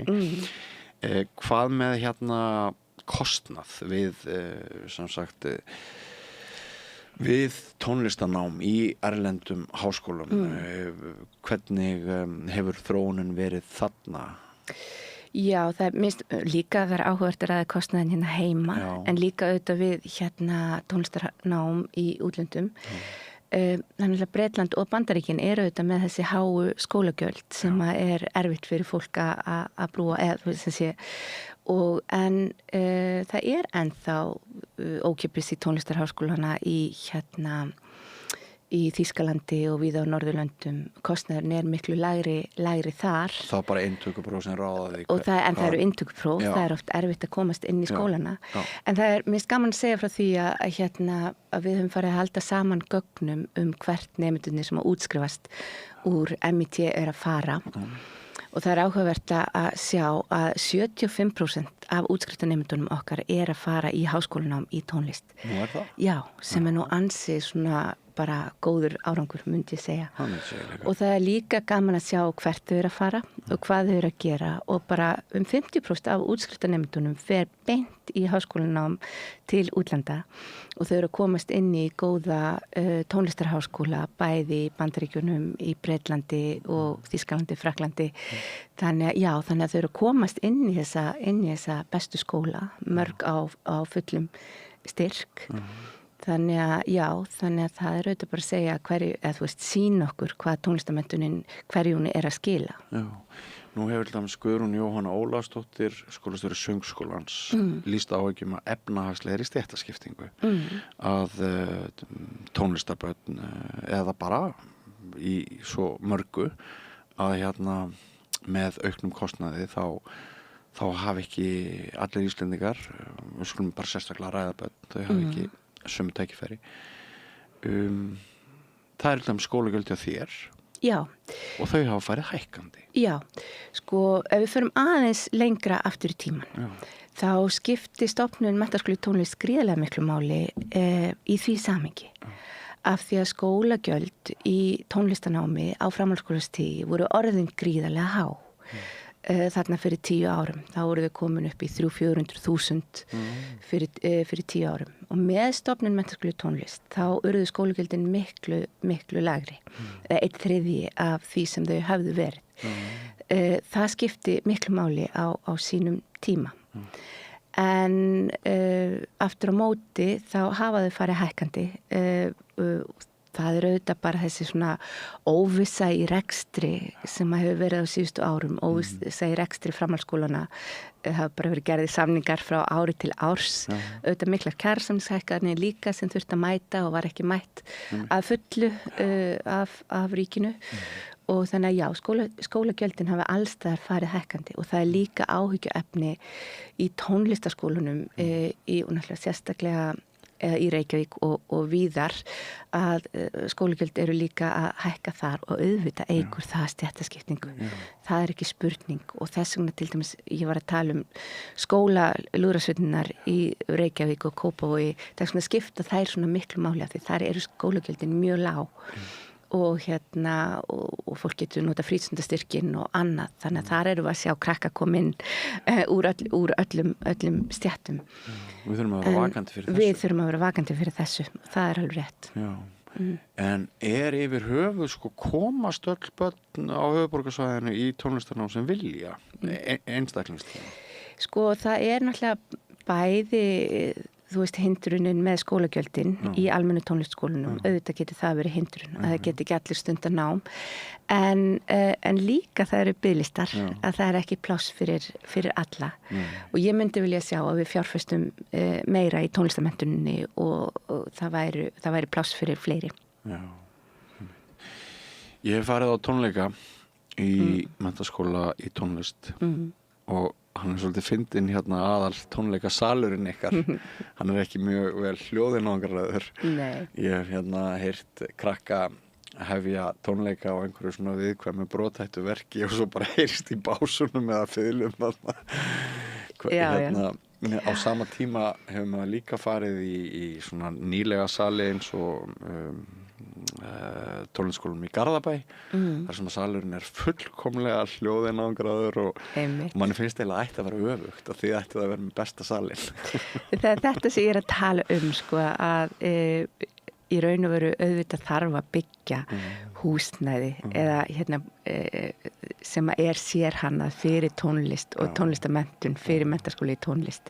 Við erum í húsnæði gamla tónlistskólans í Reykjavík sem var bráðabirgðahúsnæði frá 1962 og barn síns tíma og til dæmis hljóðeinangrun er mikið ábótavant og ef við horfum á löndin í kringum okkur, ef við horfum til Svíþjóðar, til Danmörku, til Noregs, þar í öllum þessum löndum eru sérhæfðir tónlistarmenntaskólar með góðum tónleikasal þar sem hefur byggð sérhæfð aðstaða fyrir tónlistina, en við erum bara ekki komin svo langt, en ég vona sannarlega að það verði. Já, og þú getur boðið upp á fullkomlega hljóðhinangraðan sal. Já, en það er alveg rétt, eins og til dæmis í Garðabæ, í Kópavogi og Hafnarfirði. Sum bæjarfélögin hafa byggt glæsilega yfir sína tónlistarskóla. En það hefur ekki verið byggður skóli í Reykjavík, ekki ennþá. Nei. En samt heilmikil framför sem við erum að ræða hér þegar allt fer á sama stað. Já, þá eftir að skipta miklu máli. Já. Hvernig gengur þér að ráða kennara? Er hérna nægur mannauður? Já, við búum svo vel að við erum með 70 kennara í MIT og 70 kennarar. Þannig að það eru 200 nemendur og 70 kennarar? Já, því að við þurfum alltaf að ráða sérfræðinga til að kenna á hvert hljóðfæri, til þess að kenna hverja grein. Þannig að það eru margir sem eru í hlutastarfi. En þetta er í raun og veru allt starfandi tónlistafólk, meira og minna. Og flestir hafa bætt við sig kennaramenntun líka eftir að skólinn var stofnaður. Skólinn er auðvitað framhaldsskóli. Og þetta er í raun og veru starfandi tónlistafólk sem er að vinna því að mennta næstu kynslóð. Og fólk vinnur að því bara samhent að byggja upp skólan og mennta næstu kynslóð tónlistamanna. Og já, það hefur ekki verið vandamál að fá starfsfólk í MIT. Eru þá engir starfsmenn sem eru bara frá móti kvölds eða fullir starfsmenn skólans, eru þeir allir í þessu formi? Það er ekki allir í þessu formi, en við bjóðum öllum fastráðningu. Það er nógu mikil óvissa í starfi tónlistamanna almennt, þannig að við bjóðum öllum, það er allir ráðnir sem launþegar hjá skólanum. Bara í raun og veru til þess að standa vörð bara réttindi tónlistamanna og réttindi okkar kennara. En jú, það eru nokkrir sem eru í fullu starfi, en það eru mjög margir í þessu. Þetta er kannski þeirra eina fasta starf og svo er fólk að spila líka. Við erum líka með marga úr sinfóníunni til dæmis og það er mjög mikilvægt fyrir okkur að hafa þetta fólk í kennslu. Okkar færasta tónlistafólk. Nú bjó ég aldarfjórðung út á landi eftir ég fullorðnaðist. Hvað með foreldra sem eiga krakka með brennandi tónlistaráhuga út á landi? Ertu með marga nemendur í menntaskóli tónlist sem koma utan á landi? Já, við erum með nokkra. Ég myndi vilja sjá fleiri og auðvitað er það stórt skref fyrir krakka sem eru búsett út á landi að koma svona ung í framhaldsskóla til Reykjavíkur og ég vildi óska mér að við gætum svona búið þeim betri umgjörð, að það væri einhvers konar heimavist eða eitthvað slíkt sem við gætum búið þeim upp á sem að hefur ekki verið, en skólinn auðvitað á að sinna tónlistarnemum af öllu landinu, þannig að ég myndi gjarna vilja sjá fleiri. Já, Er það ekki oft tónlistakennarar með erlendan bakgrunn sem bera upp í tónlistastarfið ekki síst út á landi? Jú, það hefur verið áhugavert að sjá hvernig við hefum fengið bara ótrúlega öflugt tónlistafólk, til dæmis marga frá Austur-Evrópu sem að hafa sest að út á landi og orðið bara máttarstólpar í bæjarfélögunum og og verið að kenna í tónlistskólanum. En það er líka bara svo áhugavert að skoða marga tónlistskóluna út á landi, hvernig þeir eru bara ótrúlega mikilvægar mennta- og menningarstofnanir í bæjarfélögunum og taka bara alveg ótrúlega virkan þátt í allri starfsemi bæjarins, öllum hátíðum og annað. Með öflugum kennurum sem hafa rifið upp starfið í skólanum. Það er ekkert fallegra heldur en þorpsstolti þegar krakkarnir stíga á stokk og leika listir sínar í músík. Einmitt. Heyrðu Freyja, takk fyrir að koma og spjalla við okkur þessi mál. Það verður spennandi að fylgjast með framtíð skólans. Metur ekki horfuna nokkuð bjartar þrátt fyrir allt? Já, ég verð að segja að það eru bara ótrúlega sterkir og efnilegir hópar af ungu tónlistafólki sem að núna eru að vaksa úr grasi og það eru bara alveg ótrúlega forréttindi að fá að fylgja þessu unga hæfileika fólki og ég er sannfærð að framtíðin er björt fyrir íslenskt tónlistarlíf ef að þetta fólk mun bera hana uppi. Einmitt. Kæra þakki fyrir að leggja framtíðinni lið og gangi ykkur vel. Þakkaði fyrir. Og þættinum þá lokið í kvöld hjá okkur. Ég vil þakka ykkur hlustendum og áhörendum samfylgdina og ekki síst viðmælendum okkar. Þetta svona fremur kalda kyrra janúar kvöld. Verðum hér aftur í loftinu klukkan 8 annað kvöld og minn ykkur á ef þið hafið ekki komið í verk en hafið huglegt það að styrkja samstöðina að þá er hægðarleikur að fara inn á vefslóðana samstöðin.is og finna þar hnapp þar sem ástendur áskrift og fyrir aðeins 2.750 krónur á mánuði getur þú lagt okkur lið og það er lítil fjárhæð fyrir þig vonandi en skiptir öllu fyrir okkur og okkar framtíð. Við erum hér fyrir þig en ég heiti Björn Þorláksson og verið sæl. Segðu það á Samstöðinni. Samstöðin er í eigu hlustenda, áhorfenda og lesenda. Sláist í hópinn og gerist áskrifendur.